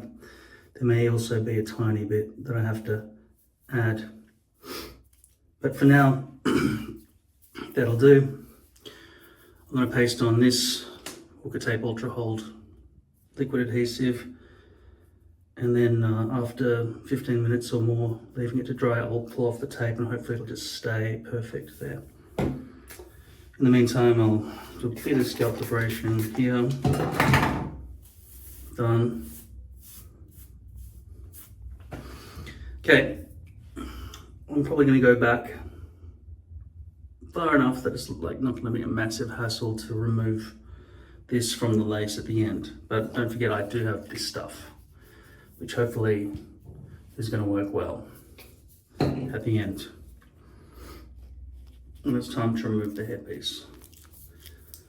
This massive bottle is very big. I was considering putting it all into these little squirt vials that I've purchased, but this will do for now.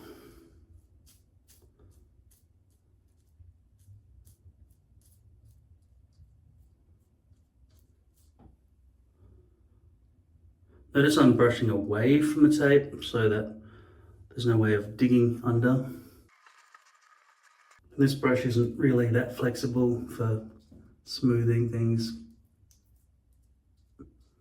on an angle, so you've really got to come down from above, like I am now.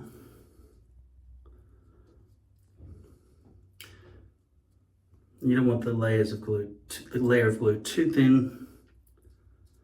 Otherwise it won't be sticky enough. You don't want lumps in it either. Otherwise it will be lumpy.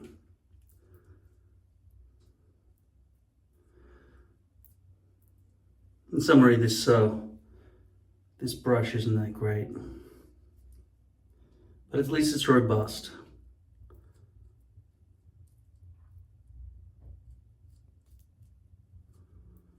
Okay, now I can just leave that to dry while I put tape all over this hairpiece here.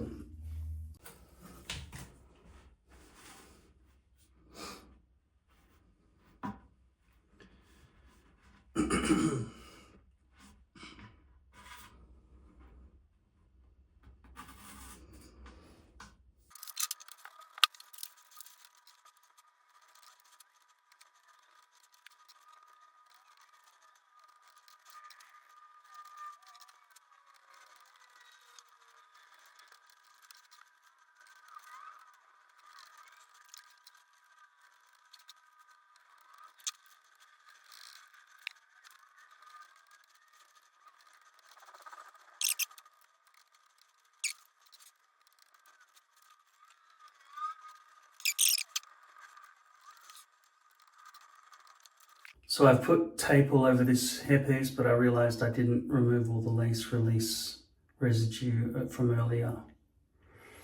So who knows how well it will stick. I don't know. At the moment I'm starting to get sweaty. This is now dry. Let's see if I can pull all this off without ripping it like mozzarella.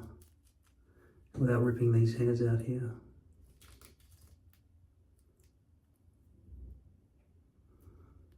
You're getting a good view of this.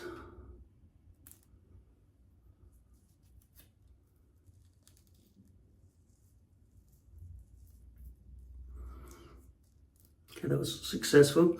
I just hope that the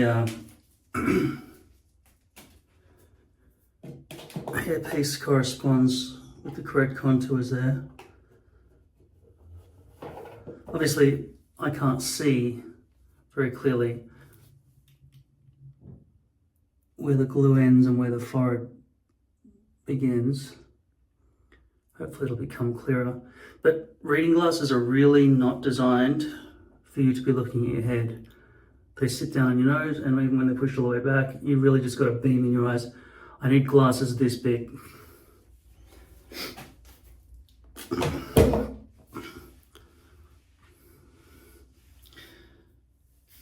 I'm just going to spray my head with alcohol.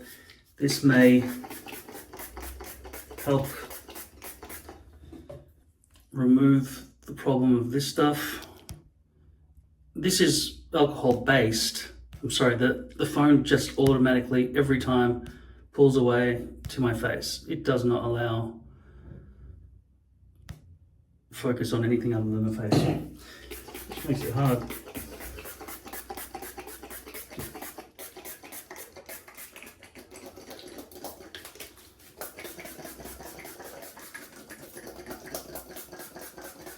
So for this, I'm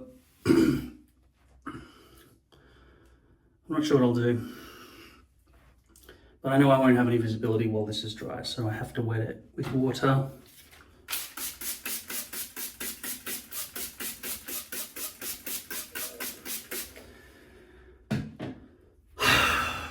I feel I'm going to place it just generically onto my head and then slide it forward onto the glue. As you can see, that's really not sticking. You can't, because it's always focusing on my face and it won't stop doing it. All right. This is so lightweight that it's almost possible to place it exactly, but obviously I shouldn't have said that. I jinxed myself. And that tape up there is just obviously falling off. I just hope you can see everything I can see, because there's no more chance for me to be controlling the camera after this. That tape is just going to become a lump under there. I've got to get rid of it. Yeah, there's just very little control I have here right now. I'm trying to figure out where that front hairline is supposed to be, because I cannot see it. Because it's not because...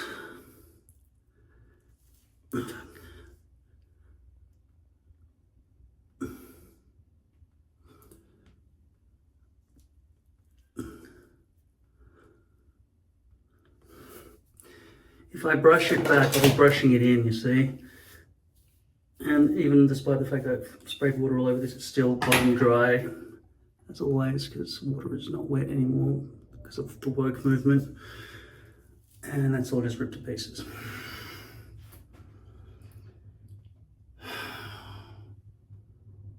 This one's just flaking off. They're all just flaking off. I don't know how to deal with this problem. Now this is sticking to my fingers. It couldn't stick to the hairpiece though. It can stick to my fingers. I was stuck to this finger. Even though flicking it, it wouldn't stick to the lace at all. Now we could blame the lace release, but I don't really think the lace release is to blame, to be honest. Well, before I lifted my glasses up, I can't. It's impossible for me to work under these conditions. Like seriously, I need a way to hold the glasses up there, otherwise I won't be able to see if there are hairs stuck to my glue on my head or not. This bench has just become, you know, absolutely smothered in shit all over the place now. Give me very little room to maneuver.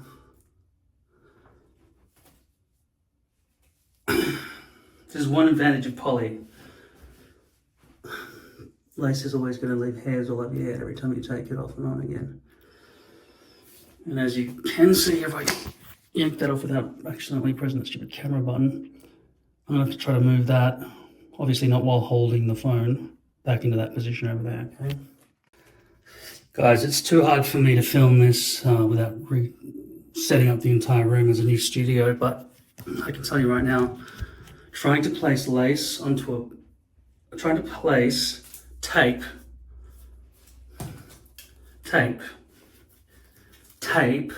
onto a lace hairpiece is impossible. It looks bad, it sticks bad, it's just a bad idea. How do you work around this? It's constantly peeling off, it's coming off on my fingers, I'm wasting tons of money as these things bend in half and don't stick to the lace and just come off on your head and everything else.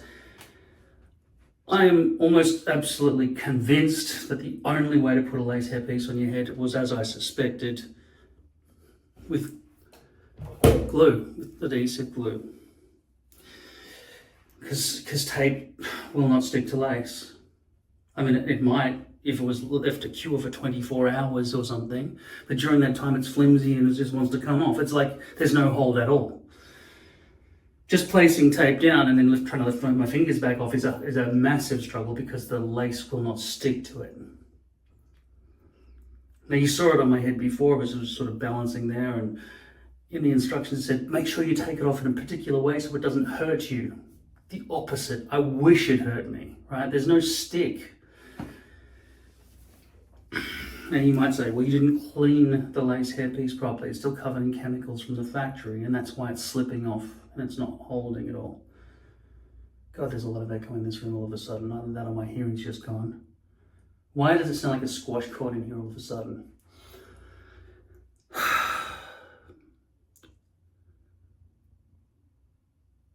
I don't know what's going on up there when isolated, and I can't even see it. My glasses are fogged up as well, and they're all dirty, and oh, fuck, I'm out of here. Here's a fresh piece of tape that I've placed onto the lace. Here, see?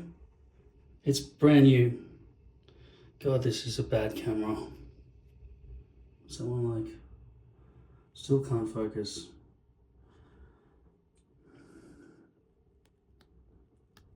You can see the lack of stick on the lace. I'm really trying to make it stick, but it just doesn't. Just all over, like, I have to be extremely fragile to make sure this doesn't all just start peeling off at all times. Okay, so this is probably the last time I'll ever try to use lace and tape together, because it's just, there's no stick whatsoever, seriously. Yeah, everything I try to do here, it just makes it worse. I think you know by now that tape is just a makeshift way to make the hairpiece removal process easier. It is no match for glue, okay? It's just cleaner and simpler. But then if you look at the amount of time it took me, each time I had to reapply this stuff, every little mistake is a big waste of time. So overall, glue's just easier. And given that tape deteriorates over time to the same mushiness level of glue, anyway, there's really no reason to use tape. It's just for temporary placements, and that's it. So with that in mind, I'm going to glue all around my scalp and get rid of the tape completely. Bye-bye effort and money. Look how easy and quickly it comes off. Now I said that's great for cleanup. I didn't say it was great for hold. Under certain circumstances it might really stick well, but Not in any circumstances I've ever seen. I really thought that it would be really easy to remove tape, but by the end it's this, but melted. And it just really is a huge amount of effort to get off the hairpiece at the end of the day. And unlike glue, which is big and chunky, even though there's a lot of it, at least it stays all together, whereas tape becomes dissipated throughout in microscopic smothering. So glue really wins in every respect. I'm going to try to put this on my head in a neat way, and I don't think that can really be achieved with this big cumbersome brush that looks really clumsy and is going to drip all over the place. I need more control than this. I need some kind of tube where if I squeeze it, it should come out neatly from the tip, and then I can just screw it closed to seal it back up. This might be the answer, but then that end might get gunked up. But then it pushes through at the end when you really close it tight. So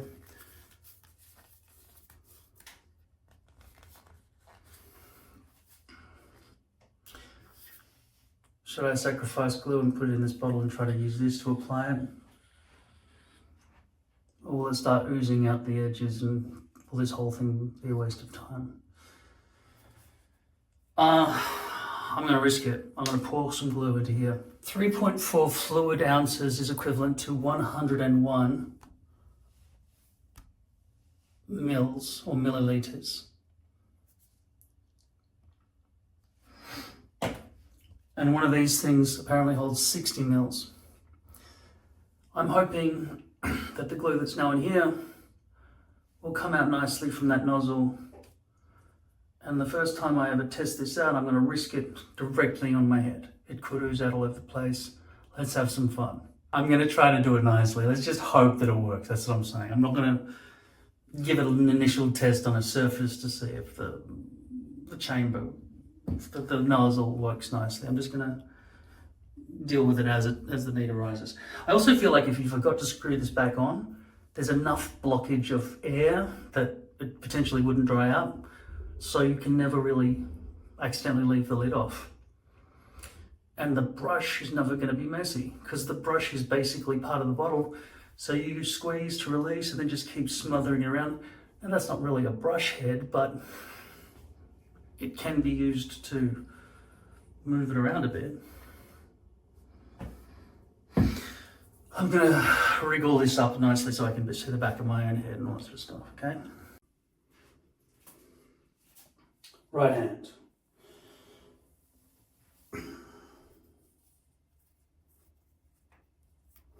Now, as I've said before, I may need to wait for this to grow back. Unfortunately, the focus on this system causes the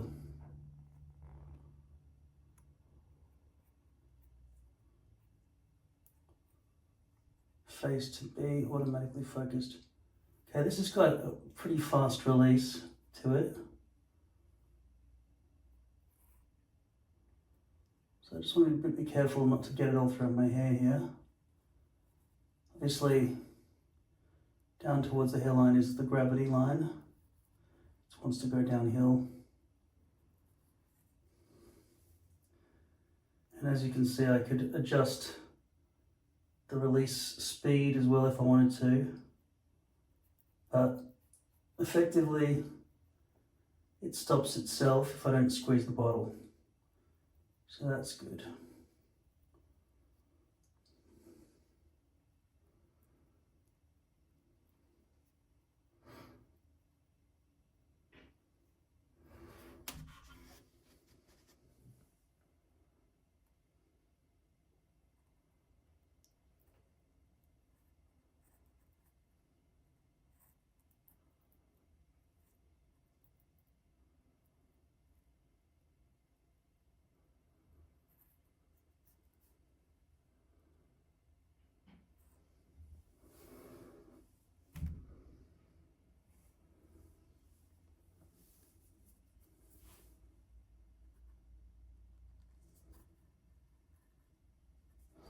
I'm not very good left-handed,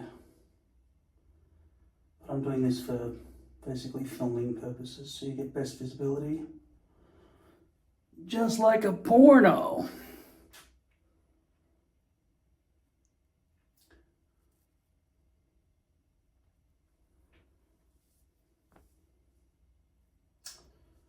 Now it's wanting to focus on that screen down there, sorry.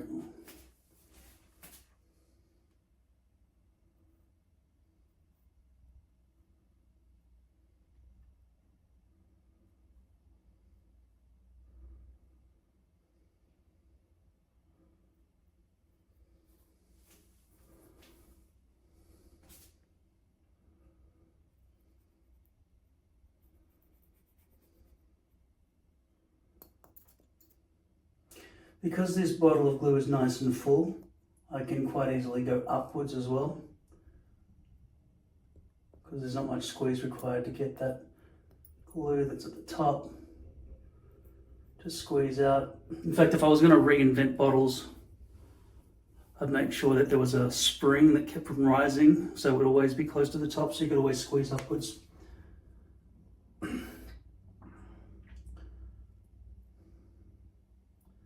So long as it was still squeezable, because squeezing rather than pressing some sort of mechanical button already gives you all the mechanics you need to make it work effectively.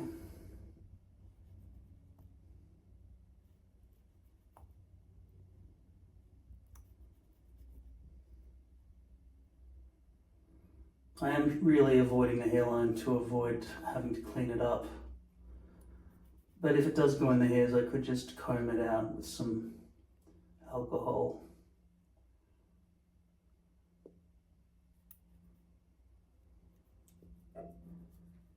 Now, because I was going to do tape anyway, which would have just been a sort of a band-sized thickness of about this all the way around the outside of the perimeter, I might avoid smothering my entire head in glue on this occasion. Doesn't seem completely necessary. So after about 1 inch of thickness, I might just leave big gaps. Now that's really hard to focus.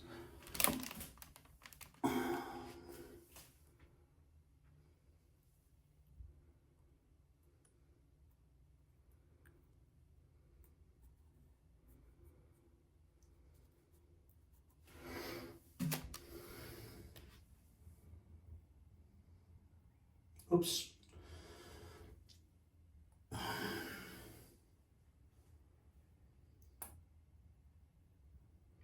You're a bit too far away now for me to be able to have good control.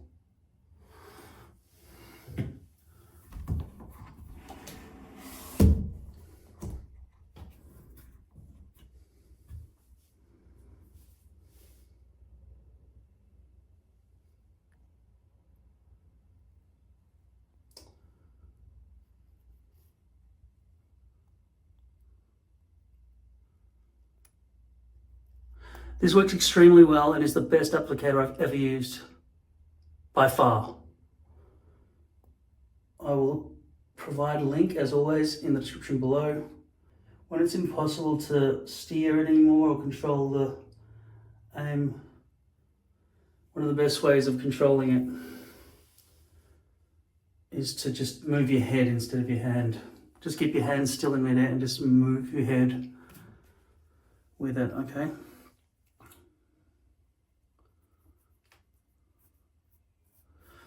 I can always wipe down the outside of this later with C22. Really, the focusing on this is really crazy.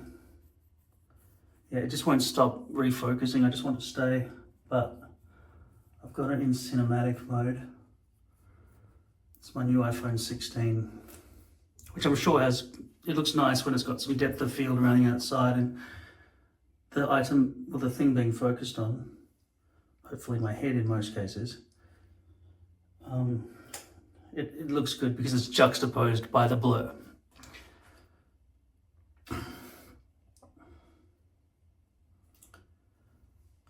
but it just won't stop auto-focusing on just the general bathroom behind me for some reason. It doesn't recognize my head to be a thing that's noteworthy.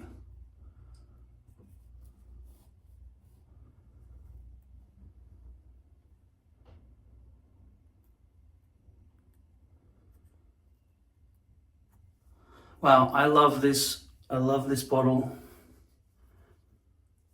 Transfer all your glues into one of these things. It is so much better. Absolutely transparent. Really, really easy to use. You got absolute control. I'm gonna get my fingers sticky if I touch that thing, so I'm just gonna close it with the, and then I'm gonna maybe spray some C22 on there as well so I can really make it nice for next time.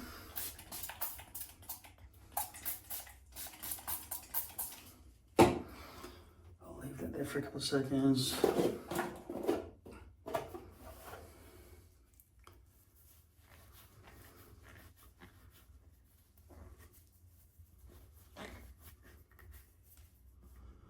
These are baby wipes, by the way, and if you've ever tried to put on a hairpiece without them, you're making your job a million times harder. Baby wipes are my main tool, by far my main tool over the last 14, 15 years that I've been doing this. Couldn't live without them. I've heard people talk about cotton buds and things. It's like, how they rip to pieces. Why would you ever want those? These don't rip. Don't put them down the toilet. Put them in the bin. Have a bin as well, by the way. Not some shitty bin with a lid on it that you've got to lift the lid and, no, a big wide open 76 litre bin or whatever it is. How many litres is this?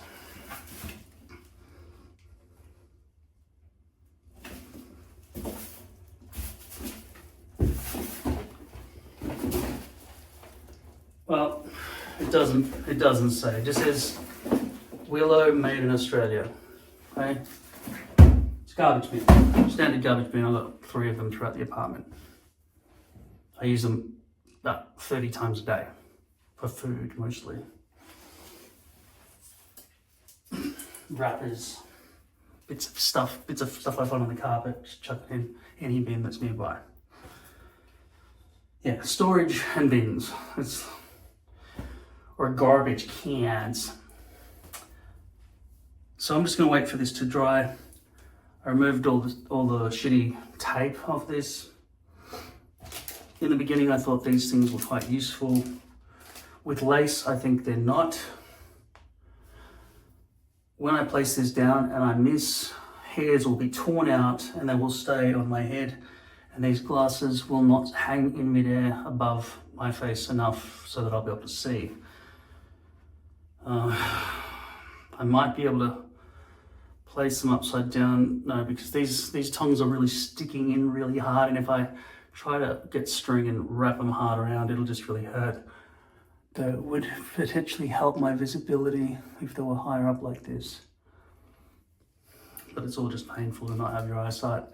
In fact, if you're starting from scratch and you have bad eyesight, it's too hard to have an earpiece.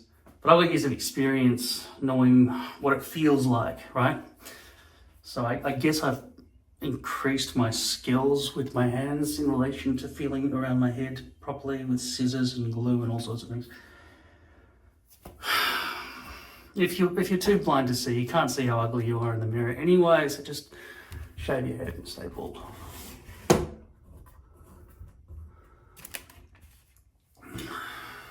Yeah.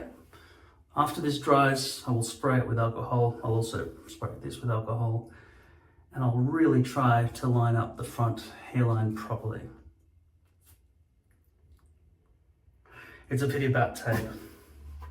It seemed easy, but it's very time consuming. What I just did with this was about 20 times faster than applying tape. And probably 3 times 3 or 4, maybe 4. I never had to go back to the bottle. The bottle's part of the brush. This is vastly inferior to this, right? This is king. This is the goat. Get a bag of them.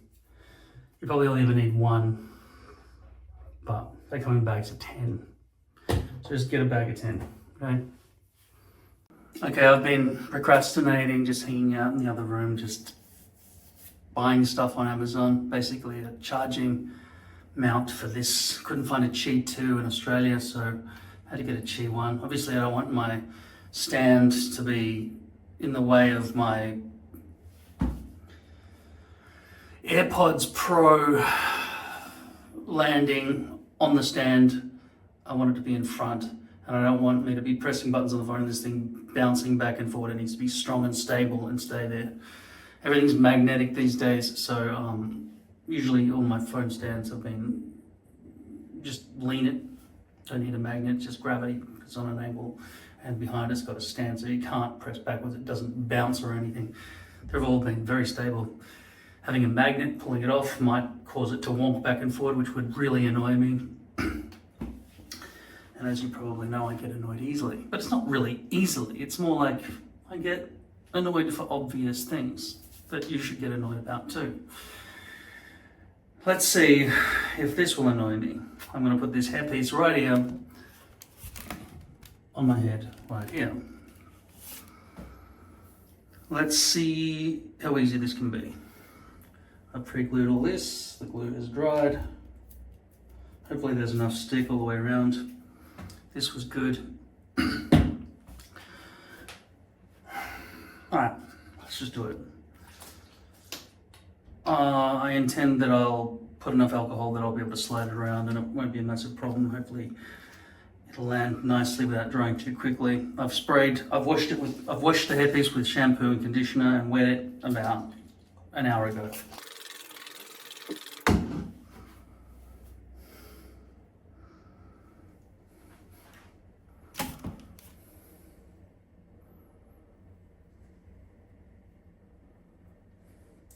So my priority is the front, and I'll go around and fix the back second.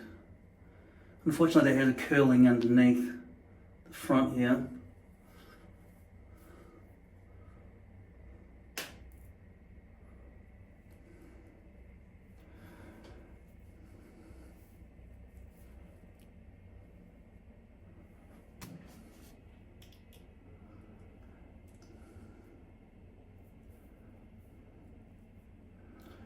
If there is a gap at the back, oh, fuck the light, man. I've got to recharge this whole thing.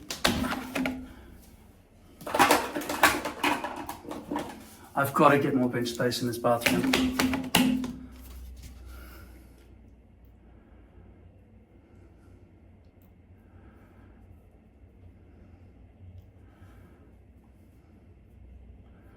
All right, I can feel the back. There's a heap of gappage going on back there.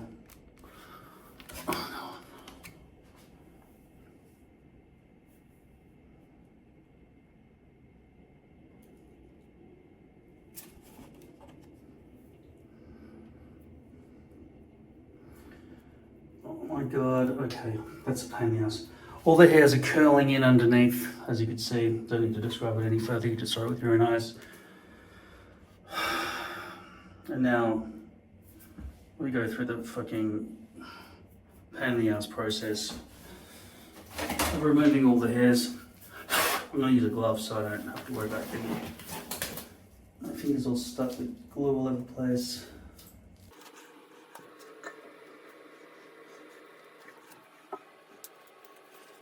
An hour is too long. I need this to be a lot wetter, obviously. But I don't know how to avoid the curling in of the hairs underneath, which is a major problem. I could try to fold this thing in half in some clever way.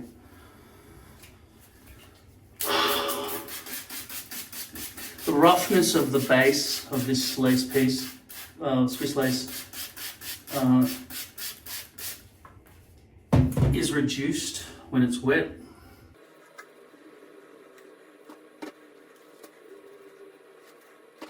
In terms of folding in some neat way that I was talking about, I don't know how I would achieve that. I feel like my shave zone is actually too big. Any little bits of hair in there, fuck it, I'm not dealing with that shit.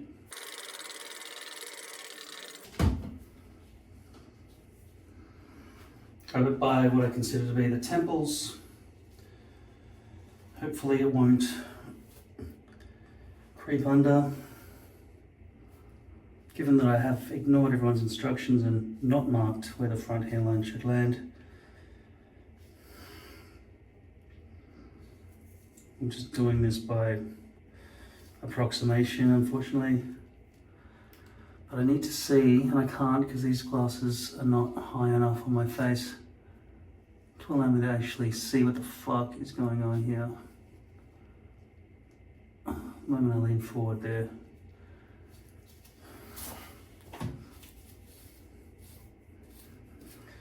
I'm just going to leave that approximate for now, and then I'll jostle it more into position as we go forward here.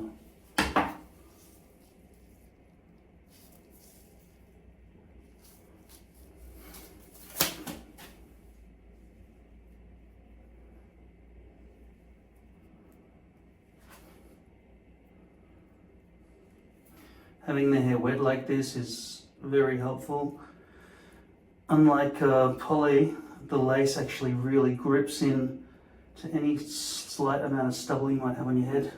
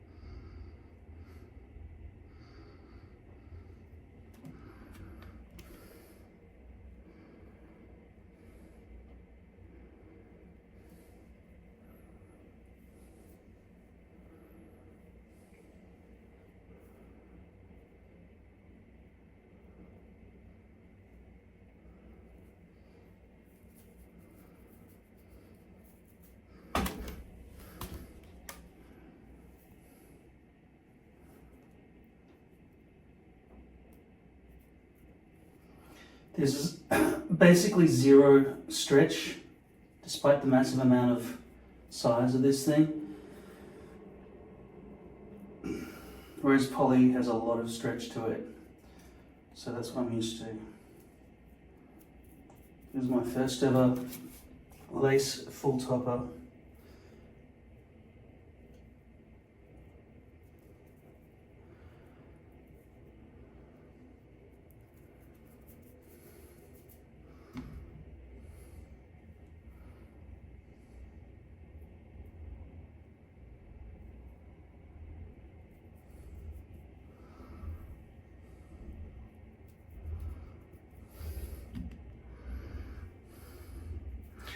I have to flip the screen because obviously when I'm looking at the front of my face compared to the back, the cameras flip. Now the hairs look like they're sticking into the actual glue at the front. Just really want to make sure this is lowered down, which is the whole purpose of reattachment in the first place.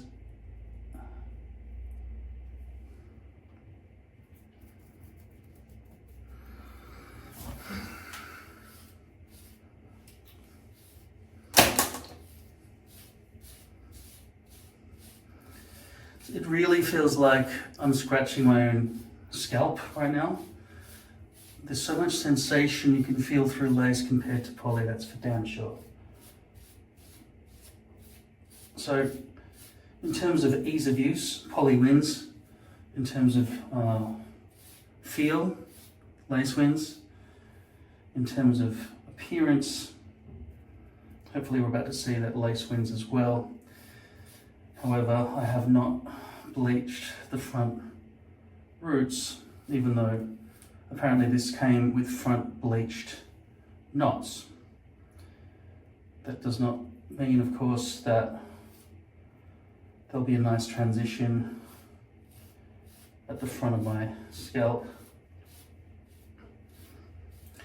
Now this is a mixture of both water and alcohol. It's wet all the way through here, so I am going to be lenient in terms of giving it some time to dry here before I start getting rough. Most of the brushing I'm doing now is just downwards to sort of press it in, and also just my head's a bit itchy.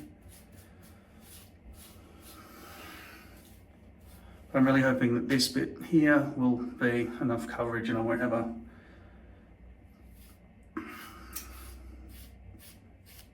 high cow's lick, or what do you call it, a recession. And I'm hoping the glue will have been in the right position from earlier when I placed the glue.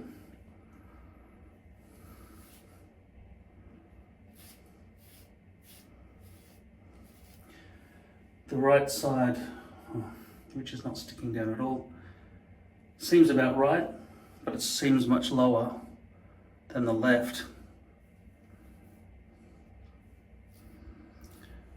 That spot there where it's lifting, I think that should have glue on it from memory. You were there, you can remember it too. I need a comb. Don't let that drip in your eyes, it stings at 5 minutes.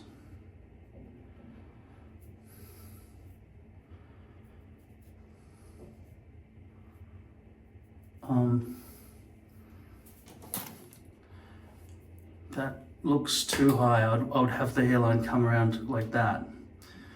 It's too high. I'm concerned that it's askew.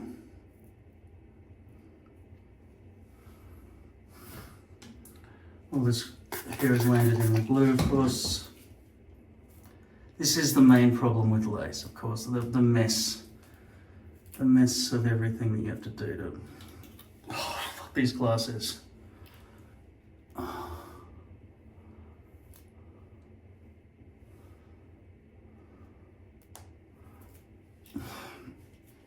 I want to smash.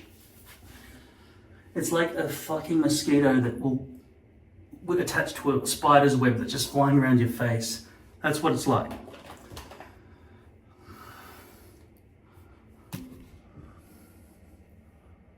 Come on, that's a fucking head. Focus on that shit. All right, let's go. Come on.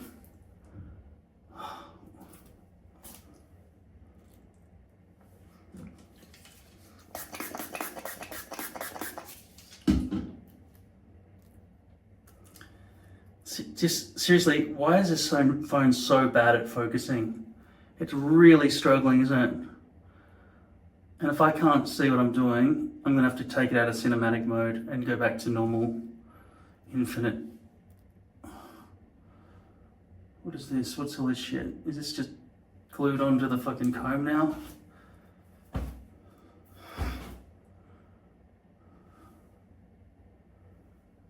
Just get off me, fuck you, shit.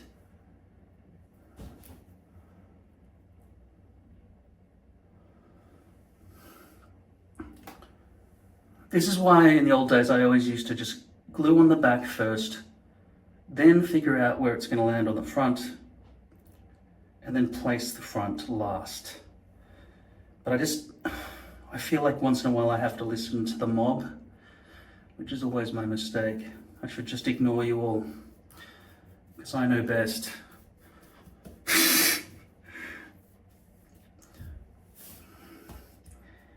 I'm gonna leave that just pressed down. It'll dry where it needs to dry.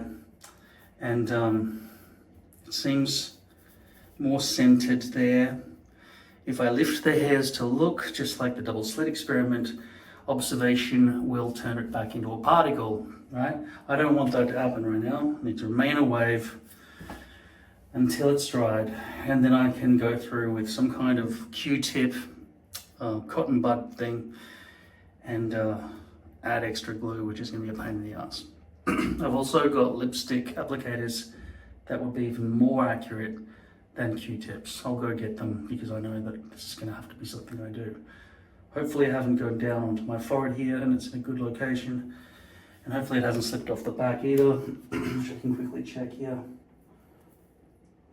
Hopefully that'll stick hard in the next couple of minutes. And then we'll revise the front hairline and make sure it's perfect. If it's not perfect to the point that I can have a brushed back look, I might need to bleach the front hairline. Now I trust that they've done some work in making the the roots bleached at the front at least, so it doesn't look like doll's hair. But I don't trust they did it to the point that it actually looks real, because no hair company does that. They just try to make hair look real in general. They don't look at somebody's face with it on and go, yep, that's how we have to refine it. That's why we need to just do a little bit of root bleaching at the front so it looks like it's actually coming out of the head. They don't go to that much effort. I think they figured out the formula for a hairpiece about 50 years ago and they just went, yeah, we'll make minor tweaks, but don't ask us to try to make it look real.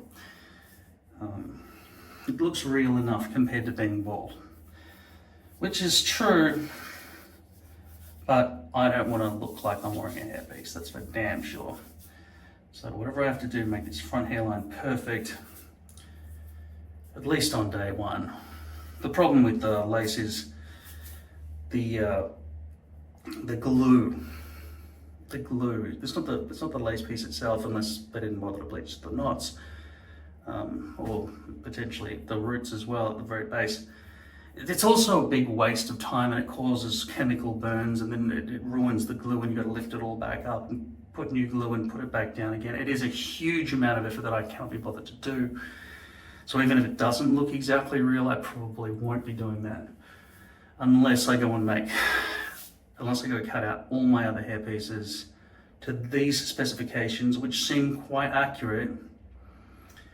I mean, I'm quite certain that this is the shave zone I want. These are still early days for me, don't forget. I haven't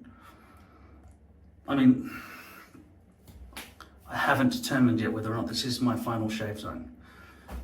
Glasses are fucking dirty as fuck. Dude, you should be wearing glasses. Like seriously, they're glasses now, man. I don't know. Are my eyes that much higher than my ears? My eyes are there above my ears. I reckon they're about there. Should be about there. That's why the glasses are going down to the ears there. Oh well. I wasn't really going for human being level accuracy when I devised him. You know what? He'd look better without those, wouldn't he?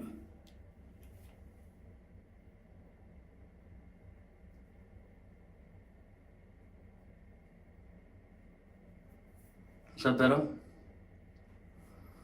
Oh yeah, I need to do something in my hair. At any rate, you can see why I procrastinated, don't you? It's a bit of a pain in the ass trying to put this thing on my head. Especially with that curling that was going on all the way around. That's because the hair's been cut, which I'm so grateful for. Because it's really hard to give yourself a haircut with a full topper. With a front partial, it's all doable. But this, getting around the back and making it accurate all the way around is much harder. And I don't remember how much it costs for them to do it for you, but yeah, getting that haircut done before it leaves the factory. Because I mean, I assume you buy 6 hair pieces at a time, not just one, right? They'll give you 6 identical hairstyles. If you know that you're always going to have the same hairstyle, just get them all done at the factory. And given my experience with having to make the stencil shape and everything else, potentially get them to cut the stencil shape for you as well. Obviously, if you look at the prices and they go, right? But you've got to consider they'll be ready to wear out of the box And it's not like you have to walk around with a mop and with a hat on and go make your way sneakily to the hairdresser to get your hair cut each time once it's on your head. You might as well just get it all done at once. Calculate the price of going to a hairdresser for each hair cut you get. I mean, it might mean you have to go and park the car and, you know, shoulder bump people who don't know how to walk properly, all sorts of shit. Whereas if they do a good job, and so far I can tell you the haircut is really good, so I would trust them going forward with haircuts. I didn't trust them before I actually saw it with my own eyes, but this is a good haircut. They did do it well. Obviously, when I opened the box, there were bits of hair coming out all over the place because the person who cut the hair didn't wash it or anything after he cut it, or she. But doesn't matter. Anyway, that's probably dry now. I don't have to go away and wait. I should be able to see what's going on now. I just can't be bothered working on this any further. But while I'm here, I might as well get over and done with. So I'm going to spray my hair with water because it's all dried out after 30 seconds. Yeah, I know, 24 hours wait, right? I don't think that applies to acrylic glues. I think it doesn't matter. With tape, I wouldn't trust the shit. Don't even use tape. Just put your glue into one of these things, and then you'll have solved the problem. So long as you have access to the back of your own head with a proper contraption, with a mirror camera. Not a handheld mirror, because if you hold a handheld mirror, you can't see through your own face at your own reflection on the back of your own head. You can only see the outer edges of each side of the back of your head. You can't see dead center and all that sort of stuff. It's just trying to use one of these with one hand and then do everything else with one hand. It's impossible. So you have to have a mirror cam set up, whether it's on a microphone stand or bolted to the ceiling. It's absolutely a prerequisite,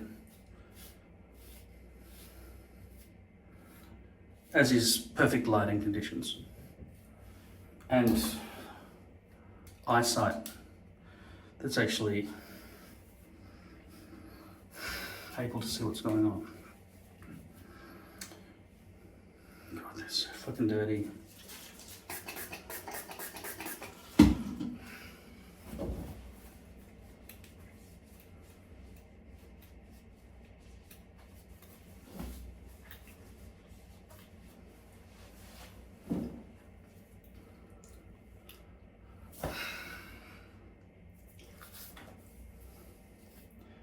Yeah, that's a big kind of wall of hair going on here. The hairs at the front have fallen into the glue. And there's no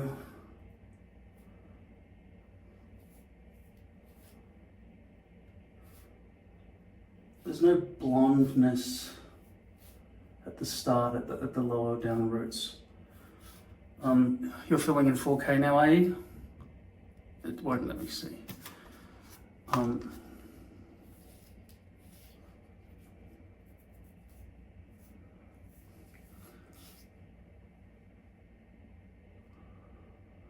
Yeah, I feel like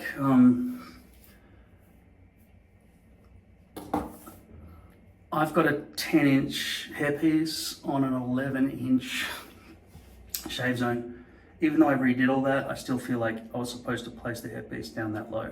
But as you saw at the back, really pushed. Fuck, they're so filthy. Like, let's just get this over and done with. Okay, close-ups here. Look at the darkness as it comes out of here. Okay. Now, if you've watched all my other videos, you'll know that I always bleach the roots at the front with poly. Obviously, you don't need to do that with lace. You can just bleach the underside of the entire lace piece, but I did not do that. I will definitely, after looking at the results here, be bleaching the entire roots of the French lace piece. This is the Swiss lace piece. Swiss lace is more expensive, and this is light to medium light density as well. Though I am happy to say that it doesn't feel that light density, that it's, you know, it's going to be all like see-through and thinned out. I'm actually quite happy with this density so far.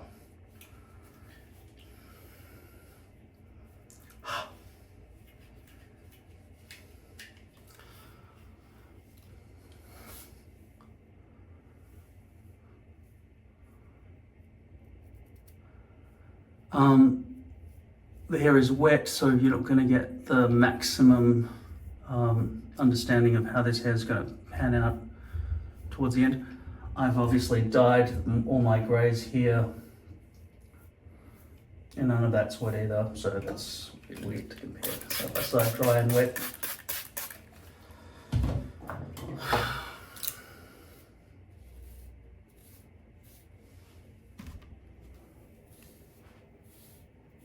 Please focus.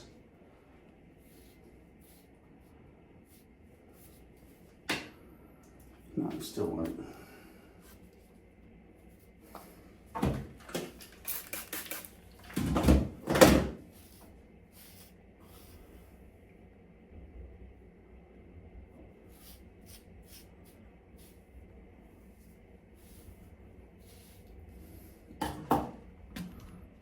Well, I've got to say, it looks absolutely realistic from my perspective. I just wish it would just blend out a little bit with some, you know, lighter hairs around the front. That's just my thing that I do. It's not how hair actually looks. I mean, if we look at these ones here, they're not blonder when they first come out. They're just sparser. And I guess the sparseness, the more sparseliness, I'm not going to add that to the wall as a shit word, is going to make it look more like it's graduated without having exposed base. Because when they talk about graduation, they're talking about tying in less hairs around the front hairline and then letting it graduate back to a thicker tuffet. I don't know what a fucking tuffet is. Tuft. I think a tuft maybe. I'm not going to go look up what tuffet and tuft mean. I just don't care. When little Miss Muffet had a tuffet, she probably also had a tuft on her muffed. But she did, nobody was looking at Mrs. Tuft. Little Miss Muffet. She's probably too young for you to care about her. What are you even thinking about her tuft for, sicko? Anyway, we're here to review hair. It looks realistic compared to Polly with those doll's hair lines. Obviously this doesn't have any of those lines because it's not V-loops, they're tied in individually. Apparently they bleached around the front hairline area. But I can't really tell if it's good or not.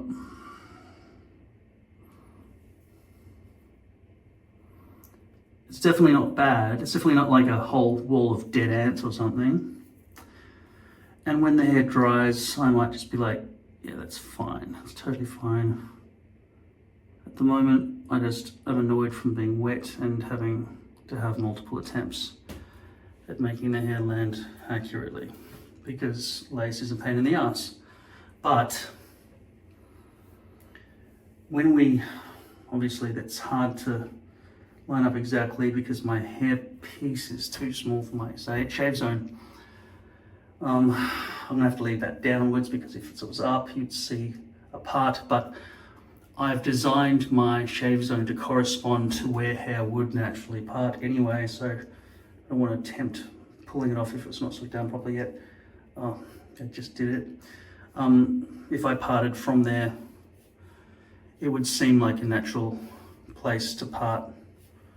So I could have shorter hair on the back and sides and still kind of get away with it.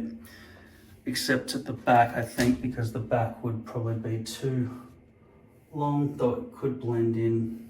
Please fucking focus on me, not the fucking reflection, for fuck's sake. Obviously my hair's very wet, but this mimics what hair gel or something would be like. And I know they said in the instructions don't put hairspray in it because it will deteriorate the knots. Fragile or some shit, but don't listen to them. Put in heaps of gel and shit that makes your hair look the best it possibly can, and just throw it out when it dies and get buy another one. Otherwise, what the fuck's the point of spending big bucks on the nice stuff that makes you look correct? You gotta put something in your hair. You don't want to just walk around with just a mop on your head. You want it to be styled. And I don't know if they were differentiating between specific chemicals inside hairspray, like aerosol might contain some fucking chemical thing that breaks and attacks hairs. Don't know, they didn't specify. It was all ambiguous. But aside from the instructions being shit, they were nicely laid out and presented. I would say this hairpiece is probably 10 out of 10. And so is the haircut. I'd say 10 out of 10 for the haircut and 10 out of 10 for the hairpiece. Both in build quality and realism. Damn, is that where I intended to glue down to? Missed it by that much. Well, I'm gonna have to wipe all that off. That's gonna be sticky. So that's why I've got such a massive forehead right now. I'm really gonna have to wait for, because hairpieces are not, stock hairpieces come in 10-inch maximum, right? So I'm gonna have to wait for that bit at the back to grow back about that far. As you saw, if I tried to just position with absolute priority for the front hairline, which was what I intended to do to begin with, I would have had a big gap at the back here. And I felt the lesser of two evils is having a bigger forehead. And my forehead actually kind of suits me being this big, because I am 47. I might as well just say I'm 80, get it over and done with. I get, yeah, that's fine. I will have a few days of having to peel this shit off as it gets dirtier and dirtier and dirtier. In fact, it'll probably be dirty in a couple of hours just from sitting there in the dust particles and shit just landing there. Great to see that I've totally destroyed and killed whatever that creature was living all over my head. Brilliant. And now that I'm wearing lace, I can feel everything. It's not like I'm wearing a rain jacket on my head. So I feel like I don't even want to go back to poly anymore. Even though it's a hassle having to deal with the problems of lace sticking and the hairs coming out from underneath when the glue comes through. But I think an amazing tool that I'll have to use is this stuff, just so I can maximize the ease of getting this thing off my head. And if I don't, it's gonna be just hairs staying stuck to the glue underneath. It'll be picking it out, and because I have to wear glasses and everything else, it's such a hassle. So yeah, Swiss lace. This is a Swiss lace Air from Lord Hair, and I highly recommend it. And with the haircut, and if you can afford that as well, and it makes sense for you to not have to go to the hairdresser and stuff every single hair piece you've got. Let's look again at the hairline. I should also mention that I knew already that lace blends way better if it was actually stuck down properly here. Doesn't even feel like there's glue there.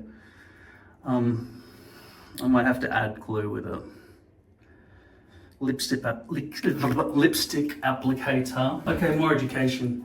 These are called Q-tips or cotton tips, right?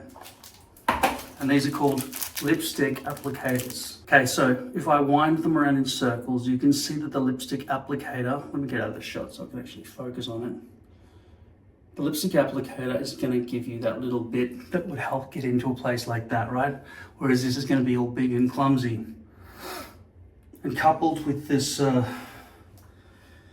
new system, I think I could accurately put just the right amount on the edge. So definitely get one of these bottles and definitely get lipstick applicators for accurate application. Q-tips or cotton buds or cotton tips or whatever they're freaking called, right? They are too bulky for what we need to do, especially when it comes to lace accuracy, glue placement for a lace front hairline, and potentially around the edges as well if you fuck that up the first time. Okay, so I'm going to get these in my arsenal in the bathtub right here. Okay, and then maybe I'll build a big table over the bath because I never take baths. Okay, then I'll have a much bigger bench space and I'll be able to bolt the mannequin head on properly and it won't be wobbling around. I'll be worried because it's, as you know, it's just held on by the sheerest little tip here and it just wants to always just fall off. Okay, that's supposed to be a clamp, like a vice, but you saw what just happened. It's useless. Unless I built, because that's how I've only got that much protrusion all the way around and I can't. Whereas if I had a full desk, I could clamp it fully. So that's another reason to build more bench space, but also because I'm surrounded by a fucking tipping point here. Even if I start the day with a beautifully clean bench, after about 5 minutes, it's already like that. And then after that, it's all just falling off and shit. Overall, I think you'll agree, while it's wet even, that this is realistic. Okay, I'm gonna have to use baby wipes and C22 to clean off all this excess glue before everything sticks to it, like dirt and stuff. But I am confident I could walk around with a brush back look. The other thing about a brush back look is that it is very low. There's no leverage going on as you brush and move and flick your hair around, because once you brushed it back, it's in position all day, right? You'll just have to make sure you put some solid product in there so it holds in the wind and so on. When you lean forward to pick things up, it doesn't flip open. And anyway, it's just a maintenance-free hairstyle. It looks good at all times, but you just have to make sure your hairline looks exactly perfect. And the only way to realistically do that without the doll's hairlines and all the other shit that happens is get lace. I don't know how much worse the French lace will be compared to the Swiss lace, but I know that Swiss lace is the ultimate and everyone knows that. And that's what I'm wearing. So, I think you'll agree that everyone's right, because Swiss lace, despite the difficulty of cleaning and application and putting it on your head and making sure those stupid fucking hairs don't go all over the place, if you use the right tools, like this stuff, we can, and definitely this, we can definitely work towards making lace achievable. Because poly, one, I was waking up the other day paralyzed. Don't know what that was from. Might have nothing to do with it. Summer's coming. I want my head to be breathable. Lace can achieve that. Poly can't. Though I wasn't overheating with poly. But it was winter. It was freezing cold. And I just think that I almost vowed never to come back to lace many times in the past because of the mess. But the realism is the reason I wear a hairpiece in the first place. I want it, instead of wearing, freaking shoe polish, like in the old days, right? How much better is this than shoe polish? You got to admit, that's pretty good, right? Nobody would suspect that I'm a baldy looking at this, because it's fucking real looking, okay? It's 10 out of 10. And yeah, in summary, 10 out of 10 for the hairpiece, 10 out of 10 for the haircut. Maybe next time when I know fully what my stencil size is, I'll send it to Lord Hair so they've got it in their banking system of people's heads. I don't know how that works. But they, you can send it to them. They'll have some courier come pick it up for $20 American or something. I can't remember what the price is, maybe 40 or something. And then I'll go and take it and I'll put it in there, in their little banking system for you. I don't know how many people's heads they've got in their library, but I'm sure it's done by name and they'll look you up. Next time you order something, they'll go, yeah, okay, make it his stencil size or her stencil size. And then I'm sick of talking. It's perfect. I'll clean up around the hairline over the next few days, as is the glue, because I overshot. All right, let me just go back for a second. I failed here. Why did I fail? Not because it's not where I wanted it to all land, but because I had to bring this back so that this would land nicely back here, okay? And I was not willing to have a big gap back here of baldness.